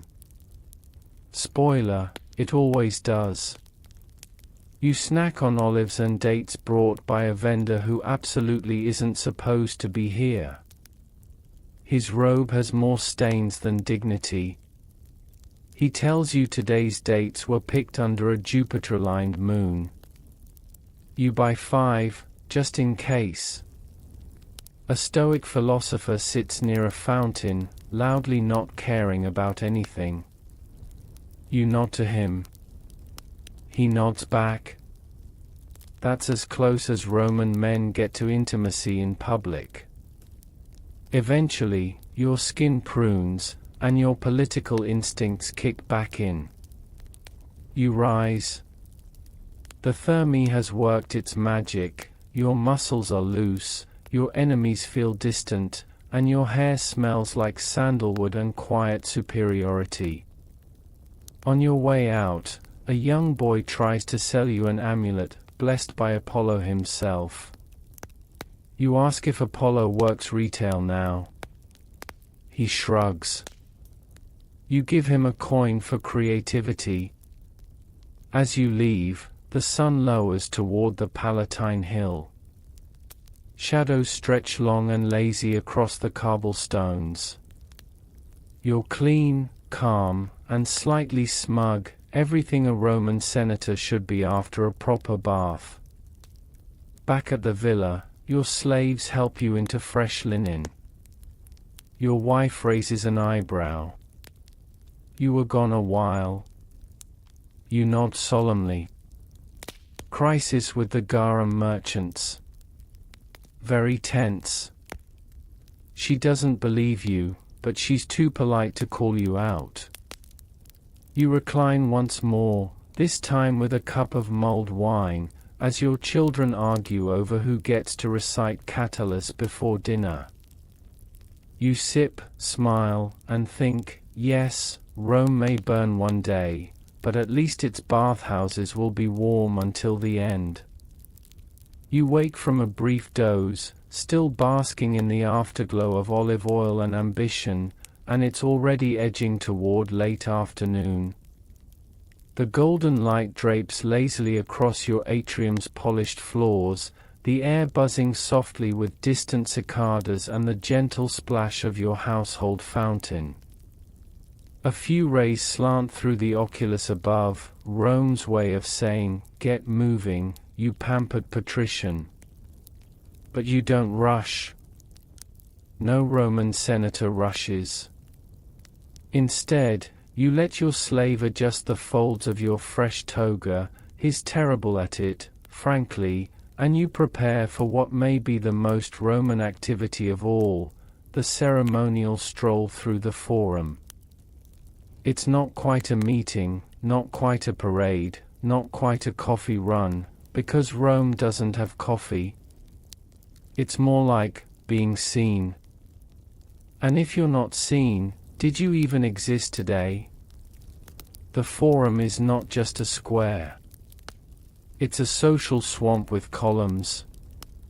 Everything is happening here: trials, markets, debates, poetry recitals, pickpocketing, suspicious fig sales. Your sandals click on the stone like they belong here, because, let's face it, they do. As you pass the temple of Castor and Pollux, 2 younger senators nod respectfully. One's clearly been crying. Probably lost a debate.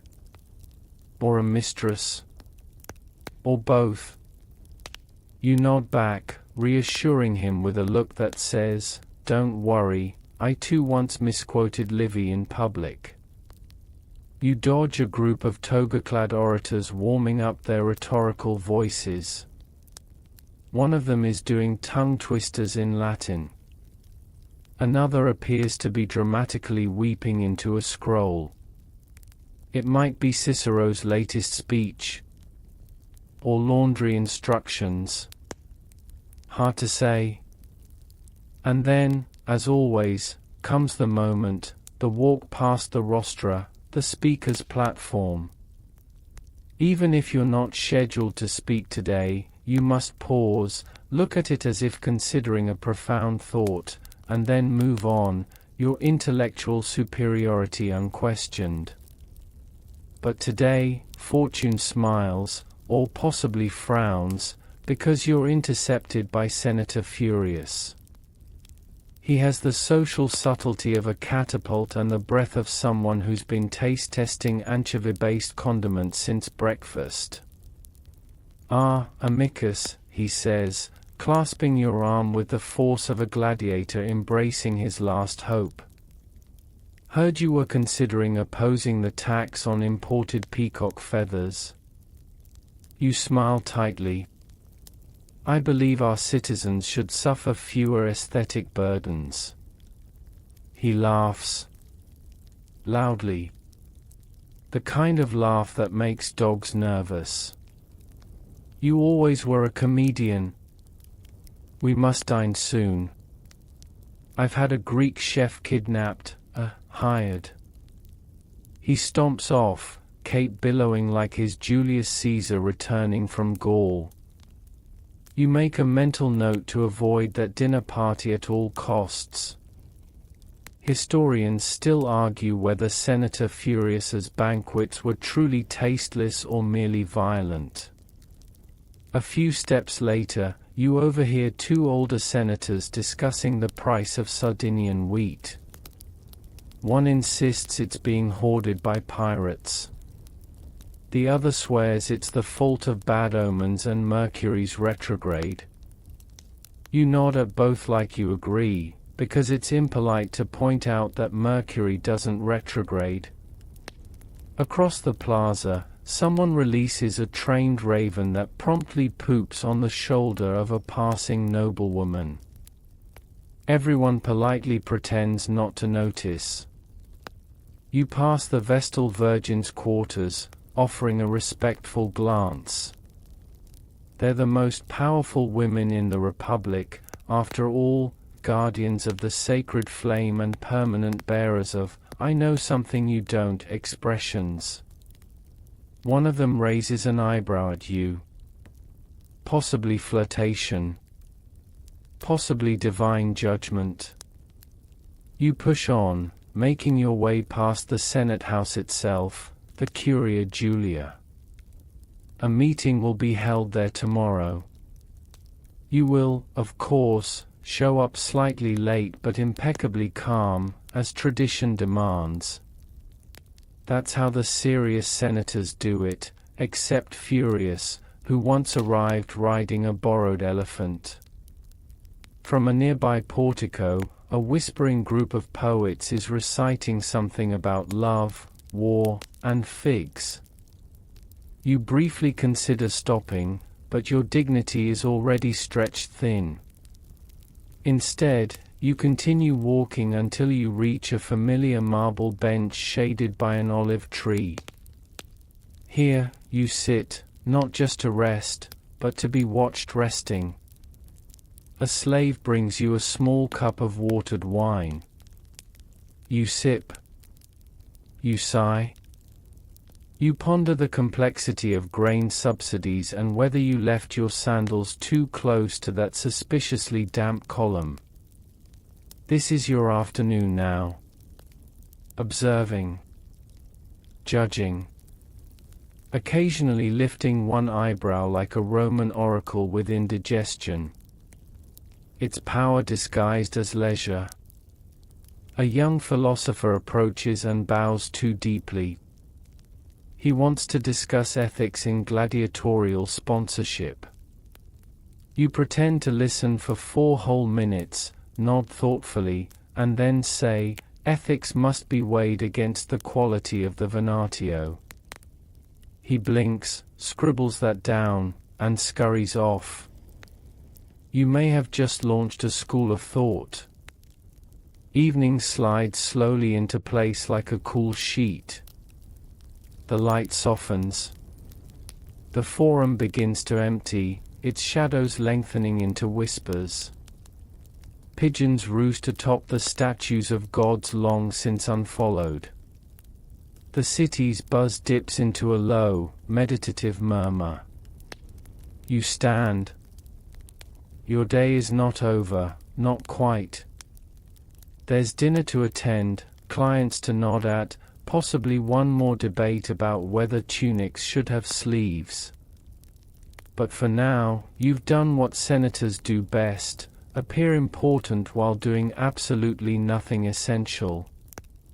As you return toward your villa, you pass a cart full of honey cakes. The vendor winks. You buy one. It's terrible, of course. But what is Rome without its small, terrible luxuries? You take a bite, your sandal thudding gently against the stones, and you think, this, truly, is the pinnacle of civilization. Senators strolling, baths steaming, benches shaded, and nobody suspecting that history, like that honey cake, is about to get much stickier. Back at your villa, finally, you slip off your sandals and sigh like a man who has just survived a moderately productive gossip gauntlet. You're hungry, but not starving. Roman afternoons are built for grazing, not feasting. That comes later. For now, you need a little something to hold you over while the kitchen staff prepares the evening's edible theater. You glance toward the triclinium, the dining room, where preparations have already begun. Cushions fluffed. Incense burning. A small harpist, tuning nervously. The food won't arrive for hours, of course. Roman dinners are slow, operatic affairs. You'll lie down to eat, spend more time talking than chewing, and someone will probably recite poetry about lentils. But first, the pre-dinner amuse-bouche. You wander toward the garden portico where a slave hands you a small tray. It contains exactly 3 things: olives, cheese, and a boiled quail's egg. The olives are from a grove in Campania, the cheese from the Sabine Hills, and the quail egg from a quail. Possibly bribed. You eat slowly, reclining on a bench under a potted laurel, and muse on how absurdly specific Roman snacking is. Not just what you eat, but why it came from exactly there. There's a political undercurrent to every bite. That olive? From a senatorial ally. That cheese? From a client's estate. That egg? You're not sure. It may have been an apology from a gladiator whose match you accidentally slept through. A rustle of movement pulls your attention. Your steward, modest and straight-backed, bows slightly. Dominus, he says, the cook seeks clarification on tonight's 3rd course. Shall we use the peppered dormice or the honey roasted? You blink slowly. Dormice. Again. You opt for honey roasted. It's less squirmy. The Romans, you see, are obsessed with taste and novelty. You can't just serve food, it must surprise. There's a reason why peacock brains and flamingo tongues once made it onto menus. Not because they were good, but because no one else at the table had the guts, or the budget, to serve them. Historians still argue whether some of these exotic ingredients were truly consumed or just culinary one-upmanship gone too far. One thing's clear: if you serve something no one's eaten before, you're a trendsetter. If you survive it, you're a visionary. In the kitchen, controlled chaos reigns. There's a pot of lentils bubbling in fish sauce. A tray of dates being stuffed with pine nuts and rolled in cinnamon. The cook, half genius, half tyrant, shouts orders in a strange blend of Latin, Greek, and kitchen profanity. You make a mental note to compliment his figs later. It's the only thing that keeps him from plotting your culinary downfall. You stroll through the garden while you wait, the air thick with jasmine and ambition. In the fountain, a pair of ducks splash obliviously, at least one of which will not survive the night. Servants begin placing the first decorative items in the dining room, ivory spoons, tiny glass bowls, napkins embroidered with Bacchus getting slightly too festive. This dinner is not just about eating. It's about who sits where, who speaks first, who laughs the loudest, and who leaves with the most dramatic stomach ache. And the triclinium layout? That's an art. 3 couches arranged in a U shape, each one with its own hierarchy. You, naturally, get the consul's seat, a spot of honor, flanked by flatterers and dangerously philosophical cousins. Your guests trickle in, each more overdressed than the last. One arrives in sandals made of dyed crocodile skin. Another sports a toga with gold embroidery that screams, "I inherited this and need you to know it." There's even a whisper that a famous playwright is among the invited, known for his 5-hour tragic dramas and even longer personal anecdotes. You mentally prepare your nod and sip technique. And then, finally, the gong. It's not very loud. More like a suggestive bong. But it signals the beginning of Rome's real national sport, eating horizontally while pretending to care what others think. You recline. The first course is served, boiled artichokes dipped in garum, a fermented fish sauce so pungent it should probably come with a legal waiver. The taste? Surprisingly good. Like anchovy perfume on a dare. You look up to see Senator furious again. He's already chewing something aggressively while gesturing wildly at his neighbor. You consider faking a choking fit to avoid making eye contact. But the food distracts you again. A tray of oysters arrives. Then a dish of mushrooms soaked in wine. Then something that appears to be a hedgehog, disguised as a pastry. You raise an eyebrow. The cook beams from the doorway. You give a thumbs up, unsure if this means, "well done," or, "I accept my fate." One of your guests launches into a long story about a dream involving Jupiter, a volcano, and a goat that whispered financial advice. Everyone chuckles. You smile faintly, eyes half closed, wondering if the dessert will be figs, honey cakes, or, if the gods are truly angry, another round of dormice. As the evening deepens, the wine flows more freely. Someone breaks out a lute. Someone else starts crying about their mother. You slip into that dreamy Roman dinner state where time slows, voices blur, and someone inevitably tries to recite Virgil from memory and forgets halfway through. You yawn, politely, of course. Tomorrow you'll attend court, dictate letters, and probably argue about the legality of lemon imports. But tonight, you're just another noble with a full stomach, a fuzzy head, and honey on your sleeve. And the best part? If you play your cards right, you'll wake up with a story that begins, "Last night, I nearly choked on a peacock feather canapé." You wake to the gentle sound of sandals shuffling on marble.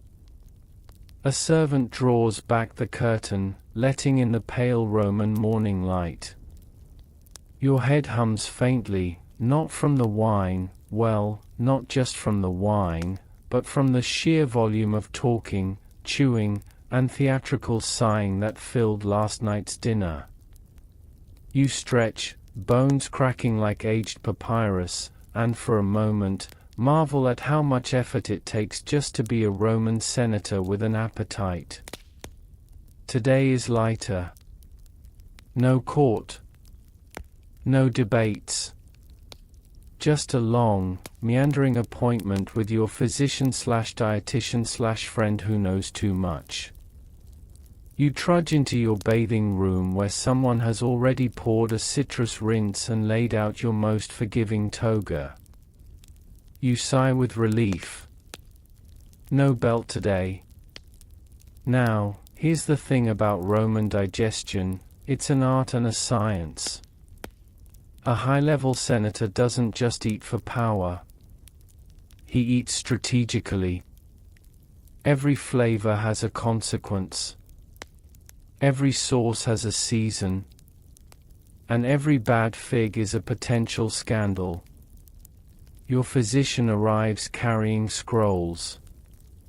He's wiry, with suspiciously clean hands for someone who dabbles in leeches.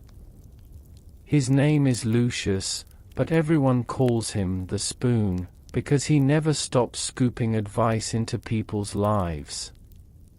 He bows slightly, then launches in.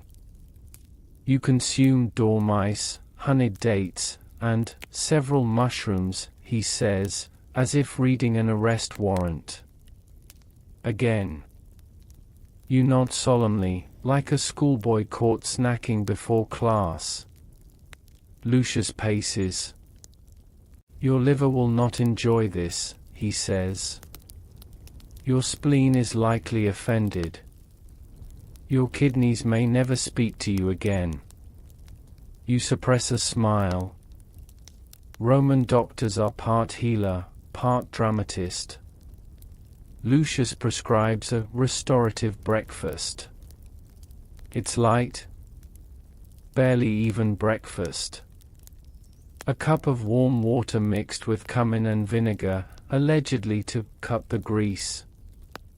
You sip. It tastes like punishment. This is followed by crushed coriander seeds on a wheat cake. Bland. Crumbly. But surprisingly effective at settling your internal chaos. Lucius rambles on about Galen's theories. You half listen.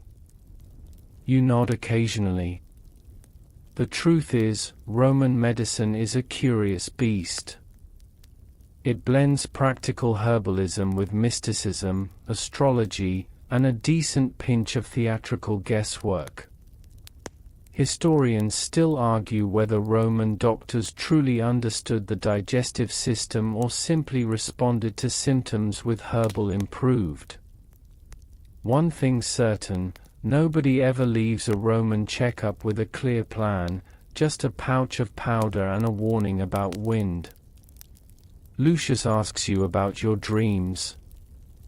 This is his new obsession, interpreting digestion through the language of your subconscious. Did you dream of water? He asks. You did, but only because the harpist knocked over a wine jug last night and it soaked your foot. Lucius frowns. A sign of bile imbalance, he mutters, scribbling notes. You're then advised to avoid pork, plums, and heated arguments with Epicureans. 2 out of 3 is doable. You're dismissed from his care with a parting gift, a clay jar of cleansing salts, which you promptly re-gift to your least favorite cousin. Back in your atrium, the household buzzes. A slave boy drops a tray of dried figs and spends the next 10 minutes picking them up while whispering apologies to each one. The cook passes by with a basket of vegetables and a look that says, "Yes, you will eat boiled beetroot again." Your steward hands you today's menu draft. Lunch will be melon with mint, grilled thrush, and a small helping of lentil stew, because, apparently, your intestines have a grudge. You approve the plan with minimal edits, except for replacing the lentils with mashed chickpeas.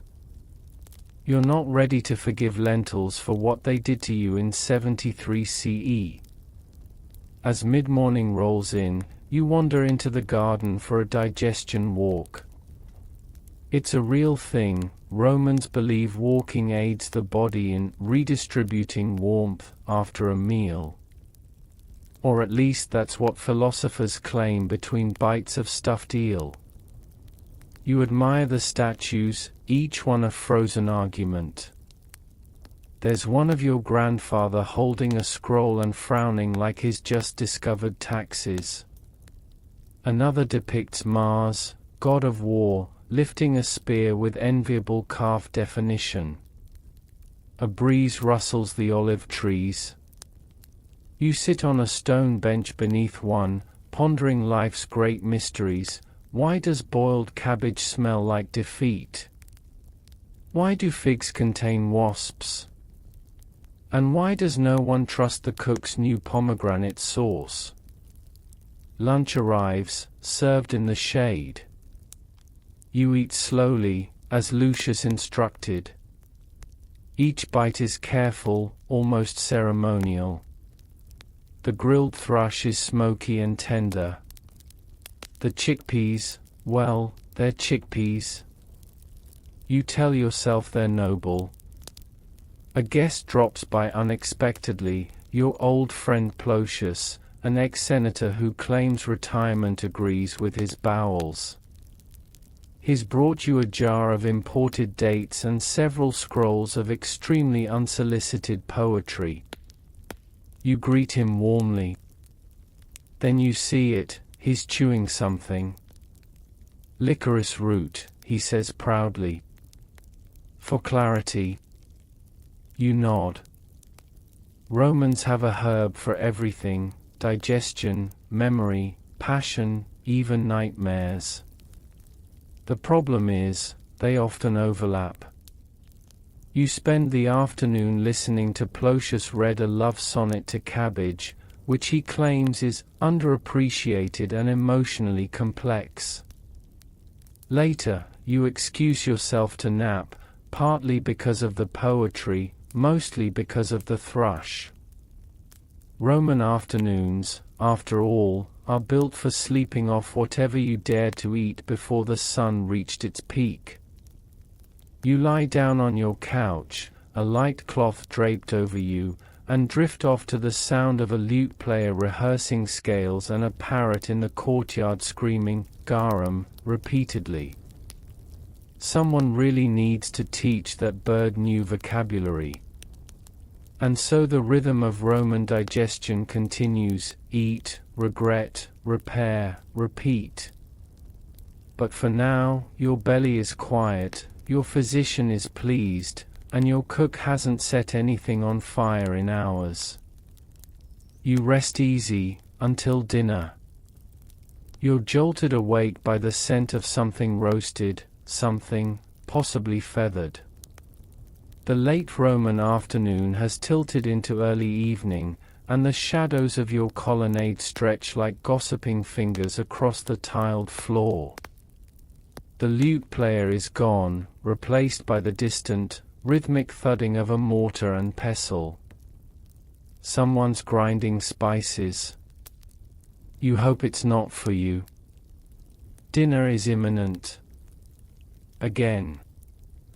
Being a Roman senator means two things: public speeches that sound like riddles, and endless meals that sound like funerals for animals you didn't know you'd be eating. You sit up slowly. Your digestion walk helped, but the thrush still lingers somewhere in your chest like an opinion you didn't ask for. You brush off a few fig leaves from your robe and shuffle toward the triclinium, the Roman dining room, which in your home looks more like a theatrical set than a place to eat.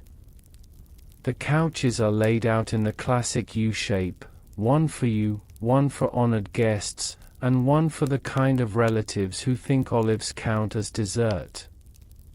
Lamps are already lit, casting a soft flicker on the muraled walls. Today's scene? A mythological feast where everyone seems suspiciously attractive and not remotely bloated. You recline on your left side, as custom demands, because nothing says comfort like eating in a sideways yoga pose for 3 hours. Tonight's meal opens with a few light offerings: stuffed artichokes, barley cakes with poppy seeds, and some dried mullet roe shaved onto cucumbers. You wonder who first thought fish eggs and crunchy water were a match made in heaven. Probably a desperate cook and a missing shipment of cheese. A slave discreetly offers you some wine. You accept, but it's watered down, as is proper for civilized senators. Drunkenness is for poets, gladiators, and that one uncle who insists he invented vinegar. The conversation flows as easily as the wine. Your cousin tells a scandalous story about a consul who mistook an amphora of lamp oil for imported honey. The ending involves fire, mild burns, and a very sticky toga. You chuckle, but your mind drifts. You can't help it, your stomach is a paranoid creature. Every bite feels like a negotiation between flavor and consequence. Next course, dormice again. Roasted this time, with honey and sesame seeds. They're tiny, tender, and far too comfortable on your plate. You pretend they're mythical beasts from a forgotten province and focus on chewing quietly. You look around the table. Everyone's chewing, sipping, murmuring about trade routes and Egyptian linen. Someone mentions the emperor's latest edict on moral virtue. Everyone nods solemnly, then returns to the spiced lentil stew without a trace of irony. Midway through the feast, the cook emerges dramatically to present the pièce de résistance, a roasted peacock. Tail feathers still intact. Eyes glazed with wine and thyme. You suppress a sigh. You've had peacock. It's pretty. It's chewy. It's more about spectacle than flavor. Like a toga dyed with too many snails. Historians still argue whether such exotic meats were actually enjoyed or merely endured for status. You suspect it's the latter. No one eats peacock twice for the taste. The meat is carved ceremoniously. A slice is placed on your plate. You chew with dignity and avoid eye contact with the bird's glazed stare. Somewhere deep in your chest, your digestive system prepares for war. Next comes the palate cleanser, a sorbet of snow, brought from the mountains and flavored with rosewater. You nod in appreciation. Not because it's delicious, though it is, but because it's cold and quiet, unlike the peacock.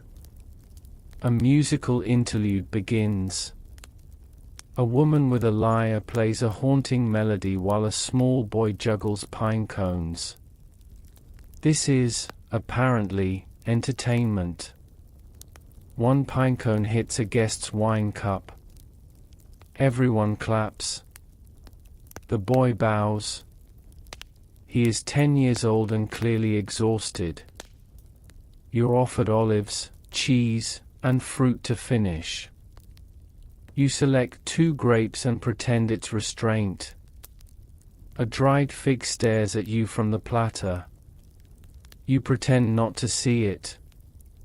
You remember what happened last week. Then, just as you think the evening is over, your brother-in-law requests after-dinner conversation.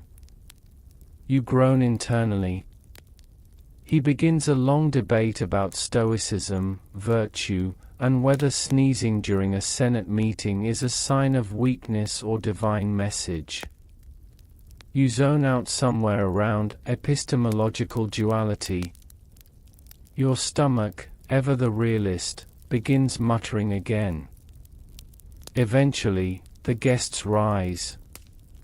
You offer farewells, share a few last jokes, and promise to visit someone's villa in the countryside, though you know you won't. The couch creaks as you stand, your joints reminding you that age, like lentils, doesn't sit quietly. You wander back into your sleeping quarters, remove your sandals, and sit by the window. The moon is high. The stars look as if someone spilled salt across the sky. Rome breathes below you, torches flickering, dogs barking, priests chanting somewhere in the distance. You reflect on the day. It began with cumin water and ended with peacock meat.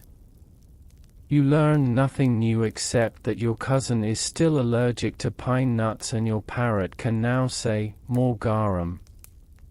You lie down, your toga loosely draped, your belly full but uncertain. You whisper a brief prayer to Mercury, for safe travels of your food through your very mortal intestines, and close your eyes. Tomorrow is another day. Another breakfast. Another suspicious egg. But for now, sleep. You wake to the slow creak of a wooden shutter and the rhythmic cooing of doves roosting in the eaves. The sun has barely peaked above the terracotta rooftops of Rome, and your stomach, still recovering from last night's peacock incident, politely refuses to acknowledge that food is even an option. But there's no time for dawdling. Today, you've been summoned. Not by the Senate, not this time, but by an old friend, one Lucius Calpurnius, who claims to have discovered the next great culinary breakthrough. You raise an eyebrow. The last time Lucius invited you over, he served fried eel brains stuffed with date paste.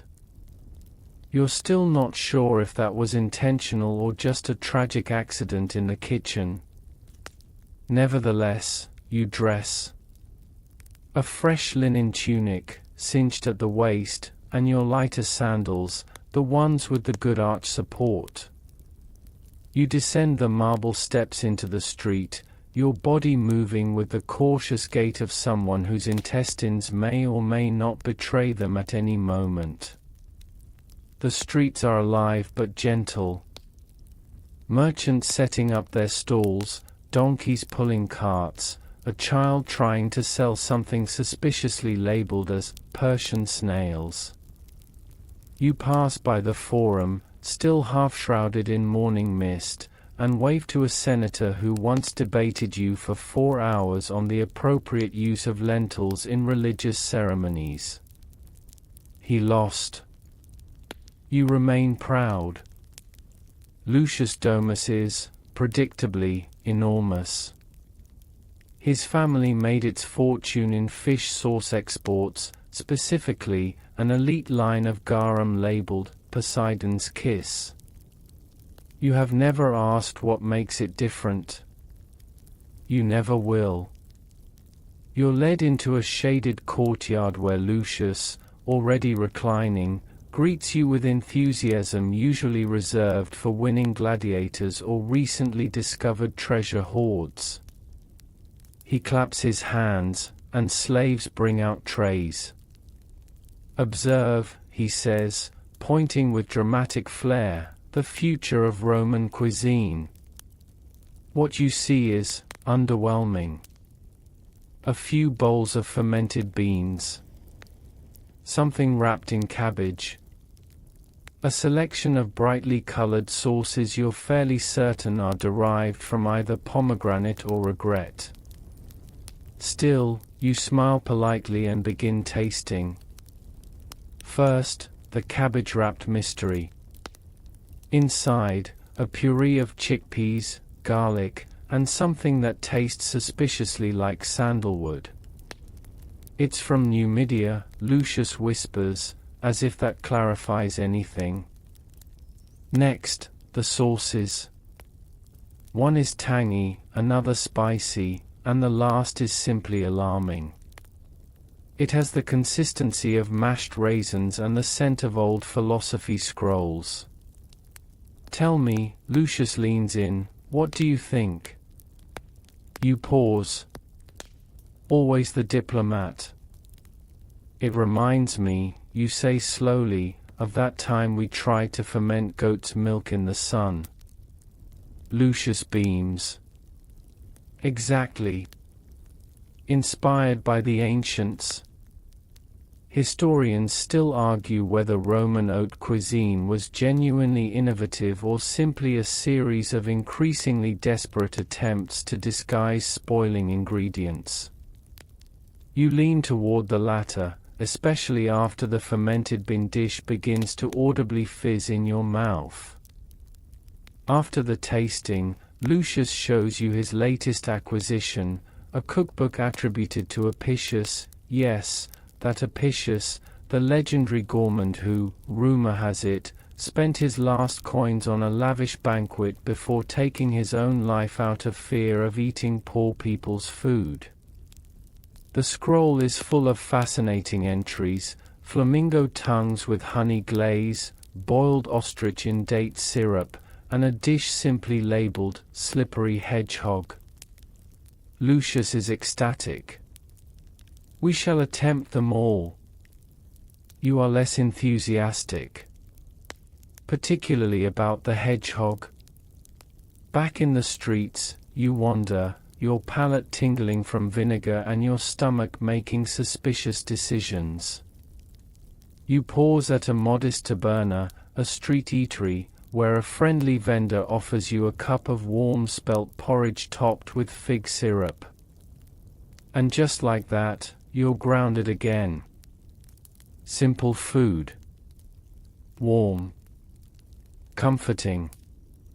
The opposite of slippery hedgehogs and fermented disasters.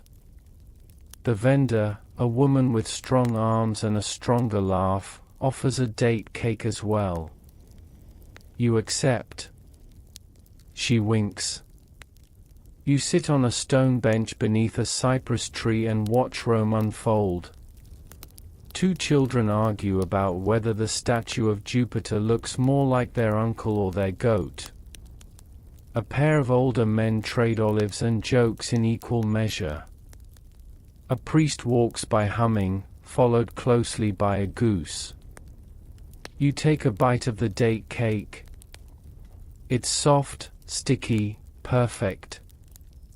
And you wonder, perhaps, for all the scrolls and garum and exotic meats, this is what truly fed the empire. Not peacocks or poetry, but porridge and date cakes and the occasional cup of warm, honest wine. You return home later, stomach soothed, soul calmer. In the atrium, a servant is airing out your sleeping couch. A new delivery of herbs has arrived: mint, lavender, and something labeled simply foreign leaves. You decide not to ask. You lie down, arms folded behind your head, and let the day settle over you like a well-worn blanket. The empire may stretch across seas and mountains, but in this moment, it feels as small and peaceful as a taberna on a side street with a good cake and no flamingo tongues in sight. You smile and drift. You awake again, not with the dread of flamingo tongues nor the fizzing regret of fermented beans, but to the far gentler aroma of warm bread drifting in from the peristylium. Somewhere nearby, a loaf is baking in a clay oven, and for once, it smells like actual food and not something cooked in revenge. Today, you're headed just beyond the city's bustle, into the verdant estates that fringe Rome like lazy fingers stretching toward the countryside. You've been invited to the villa of a senator's wife, Octavia Plinia, a woman known not for politics, but for what some might call an obsession, herbs. Now, don't be fooled. You might think, oh, herbs. How quaint. A little rosemary, a little thyme. But Octavia is not the kind of woman who casually tosses oregano on her lentils. No. Octavia catalogues, classifies, and personally harvests every leaf she uses. Some say she has over 200 distinct species growing in her private garden. Others say she once tried to cure her husband's snoring with a lavender-infused nasal sponge. Both things are probably true. So, you travel on horseback, bumping gently over the Via Appia, past mausoleums and vineyards, the occasional bored shepherd, and one alarming statue that appears to be weeping blood, although you suspect it's just particularly aggressive rust. You arrive at the villa. It is, predictably, fragrant. The air is thick with basil, mint, rue, and a strange smell you can't quite place, like cinnamon, pine resin, and ambition. Octavia greets you in a sun-yellow stola, hair coiled like a viper poised to strike. You're just in time, she says, for the thyme tasting. She laughs at her own joke. No one else dares. You're led into her garden, a meticulously planned riot of color and scent. Raised beds. Terracotta pots. Little handwritten labels, valerian, sleepy, dittany, possibly magic, wormwood, do not lick again. The first course, bread infused with crushed fennel and coriander seed. Light, floral, oddly energizing. Octavia nods approvingly when you chew it twice before commenting. Next, a barley broth steeped in marjoram and parsley. Warming, slightly bitter, with the faintest aftertaste of earth and late-stage political intrigue. You sip slowly, trying not to sneeze as pollen coats your nose. You chat about the old herbalists, Dioscorides, Pliny the Elder, Galen, and their competing advice. Historians still argue whether Pliny's claim that mint agitates the mind was medical or marital, Octavia says, handing you a mint-soaked fig. Then she shows you her prize project, a remedy she's concocted for insomnia.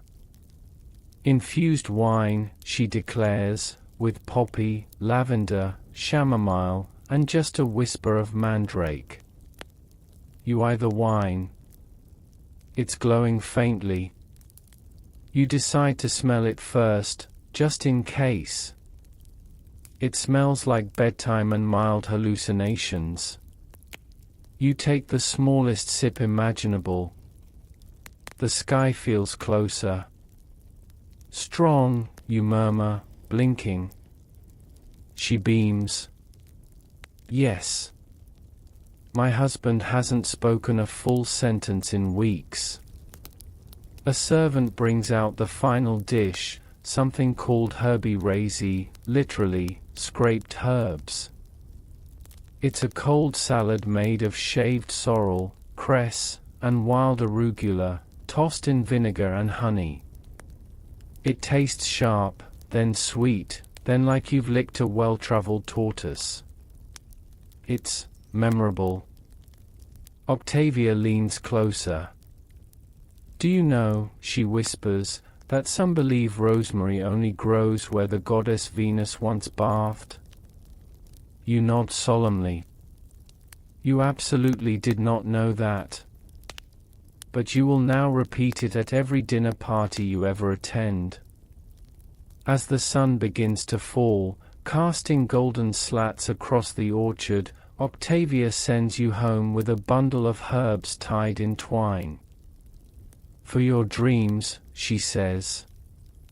You arrive back in the city under the soft sigh of dusk. The streets are quieter now.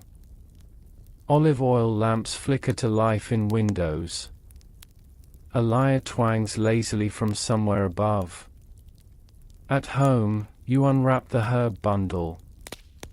Chamomile, valerian, and a strange blue blossom labeled dream root, with a question mark that is either playful or foreboding. You steep a handful in warm water and take it slowly on the couch. The night deepens. You begin to feel weightless. As if your bones have decided to take the evening off and left your body in charge of just floating. You imagine Venus bathing under rosemary. You imagine Octavia's husband trying to form words and instead falling asleep in the soup. You imagine that strange salad again and silently apologize to your tongue. And then, gently, without any fanfare, your mind begins to wander away from this marble world. Away from senators and garum and implausible birds stuffed with grapes. Into somewhere cool, green, herb-scented. Safe. The kind of sleep that feels earned. The kind of sleep that tastes like fennel and forgiveness. You awake the next morning surprisingly refreshed, your limbs loose, your mind calm, your stomach slightly suspicious of something that might have been rosemary wine or potion. Still, you're alive, upright, and very much still in the Roman Empire. And today, your stomach has questions. Questions not of herbs, but of quantity. You see, it's one thing to nibble on lavender-scented barley cakes in a senator's garden.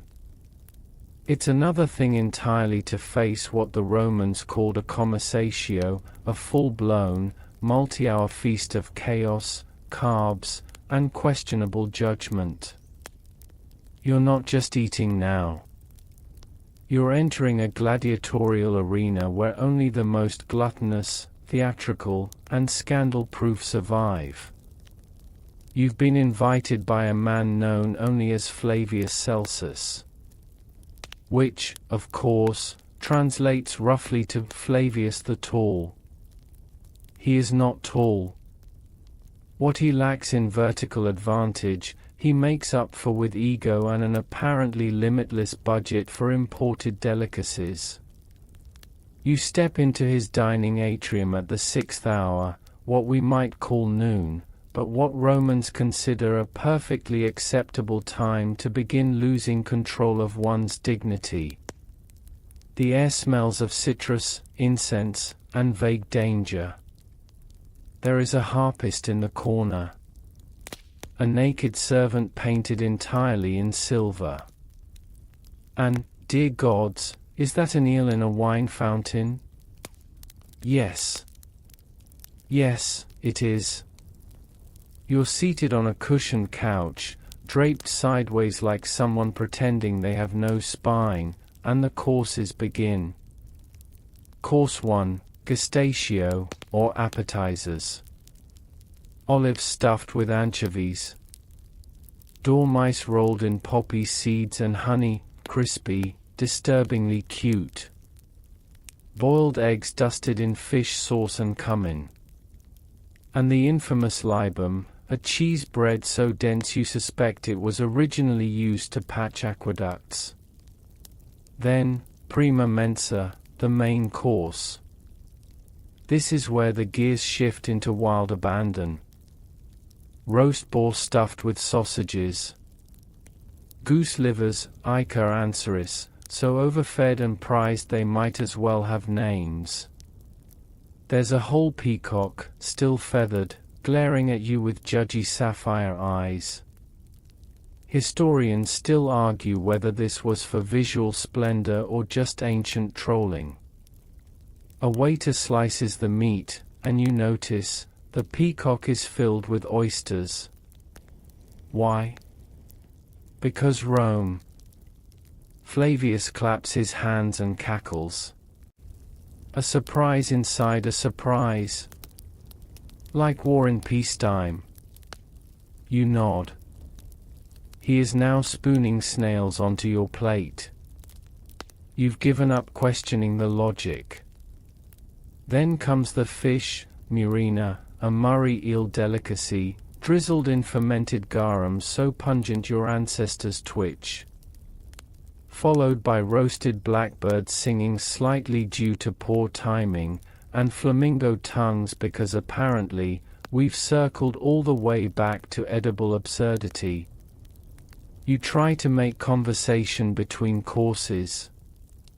One senator next to you is describing his new mosaic floor made entirely of broken amphorae. Another is quoting Virgil and trying not to burp at the same time. It is deeply cultural. Then, just when you think your stomach can take no more, it's time for secunda mensa, desserts. But Romans don't do sweet the way you expect. Instead, honeyed wine-soaked dates stuffed with nuts and pepper. Pears boiled in balsam and vinegar. Cheese layered with crushed pine nuts and drizzled with thick garum caramel. You raise an eyebrow. The cook shrugs. It's experimental. Between dishes, a servant offers you perfumed cloths and a small bowl of rosewater for your hands. Someone else is fanning guests with ostrich feathers, and another is whispering limericks about a drunk centurion and a goat. Flavius declares it's time for symposium, the drinking part of the feast. But not just any wine. This one is infused with cinnamon, saffron, and crushed pearls. Someone across the room hiccups in Latin. A man in the corner has fallen asleep in his fig bowl.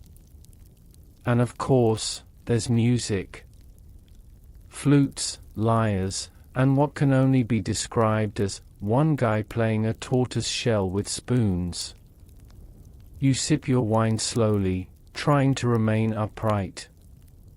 The room sways, not unpleasantly, more like a galleon at sea on a tipsy afternoon. Do you know, Flavius leans in, eyes glinting, that Emperor Elagabalus once served ostrich brains with gold leaf to dogs, just to annoy his guests. You absolutely believe it. At some point, it becomes unclear where the food ends and the performance begins. A contortionist balanced on an amphora recites Ovid backward. A trained chicken, yes, really, pecks out a melody on a row of bronze bells. You're no longer eating. You're witnessing a cultural explosion. A culinary fever dream. And then, silence. Flavius, who has consumed a worrying amount of stuffed jellyfish, declares the evening concluded with a loud belch and a toast to Bacchus. Everyone cheers. You quietly loosen your belt. You are helped to your feet by two servants and gently deposited onto a litter that will carry you back home like a well-fed trophy. The stars are out. The city hums. You smell faintly of cinnamon and duck fat.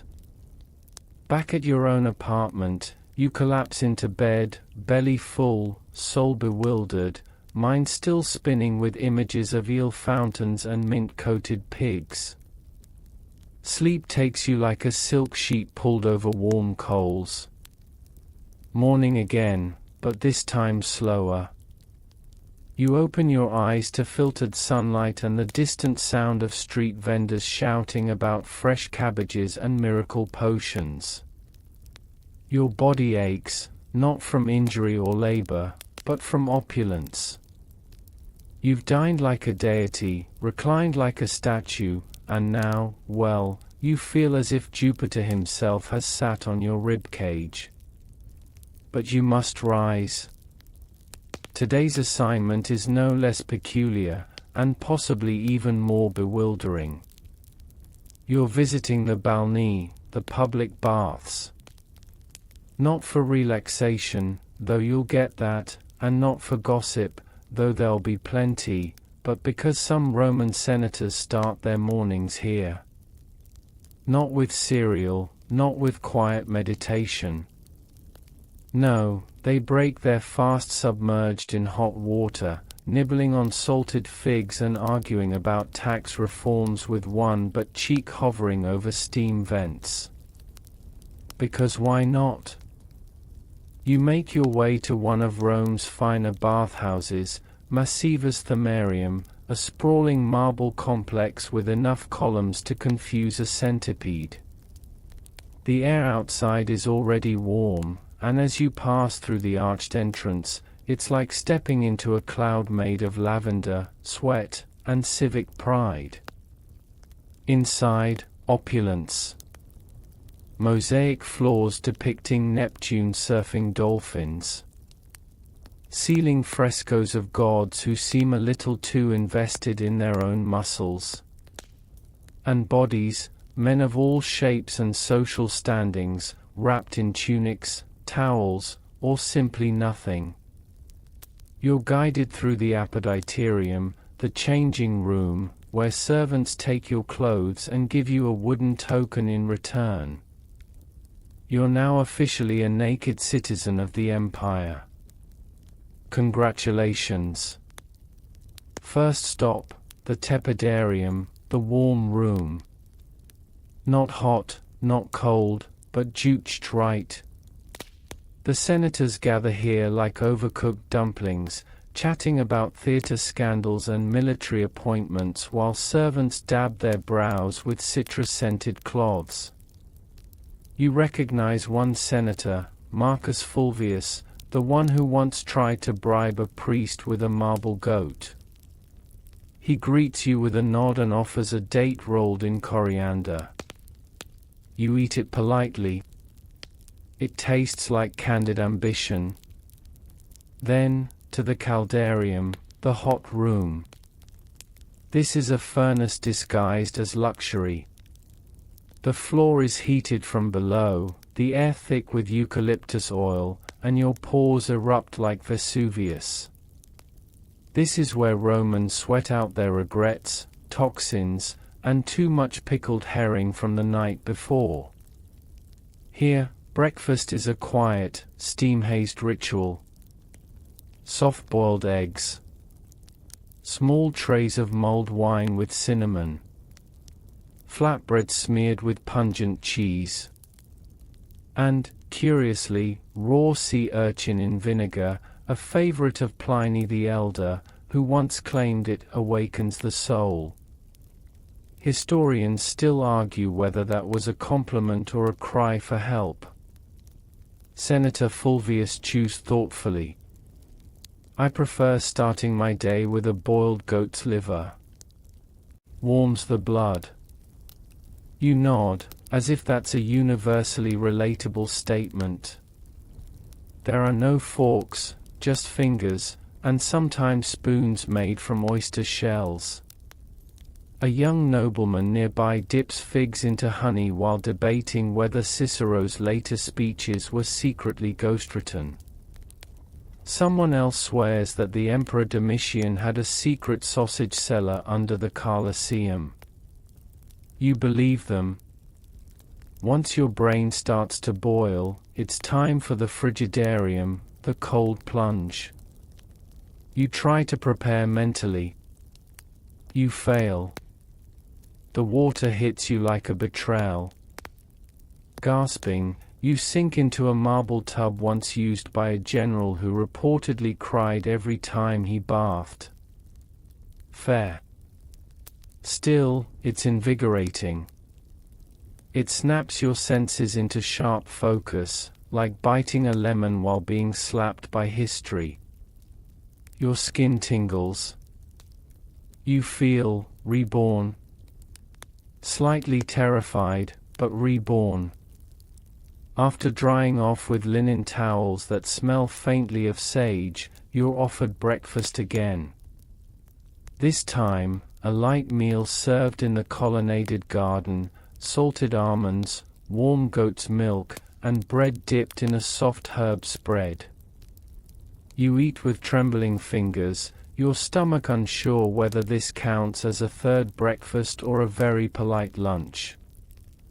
This, you learn, is the Roman senator's true morning routine: sweat, argue, snack, plunge, snack again, and maybe, just maybe, attend the Senate if nothing more important, like digestion, comes up. A slave passes by with a scroll of poetry. Another offers a mint-soaked compress for your temples.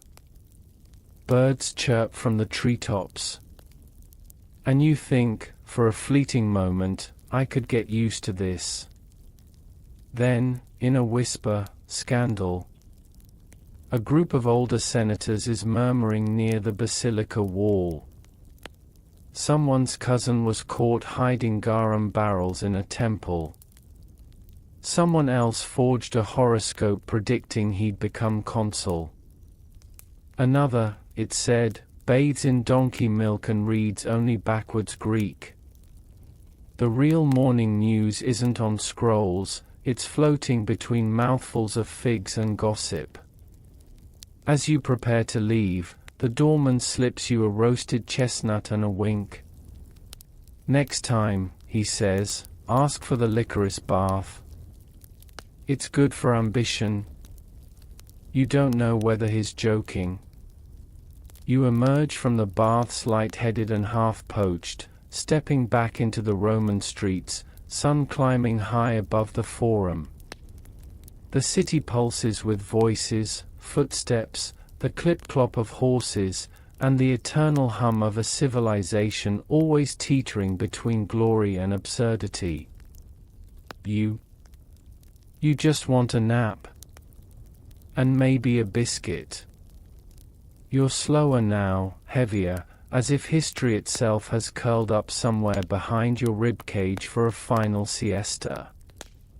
The city's chaos recedes behind you as you take one last stroll through the half-awake corridors of the Roman morning. One last stop remains. Not a forum, not a villa, not even a bathhouse. It's something far more intimate, your own reflection in a bronze mirror, as you sit in a quiet garden portico, clutching a linen napkin and wondering how an entire civilization had this much time just for breakfast. Because here's the thing they don't tell you in modern textbooks: Roman mornings weren't just a meal, they were a declaration. A performance. A statement that you, and the empire that made you, deserved a slow rise.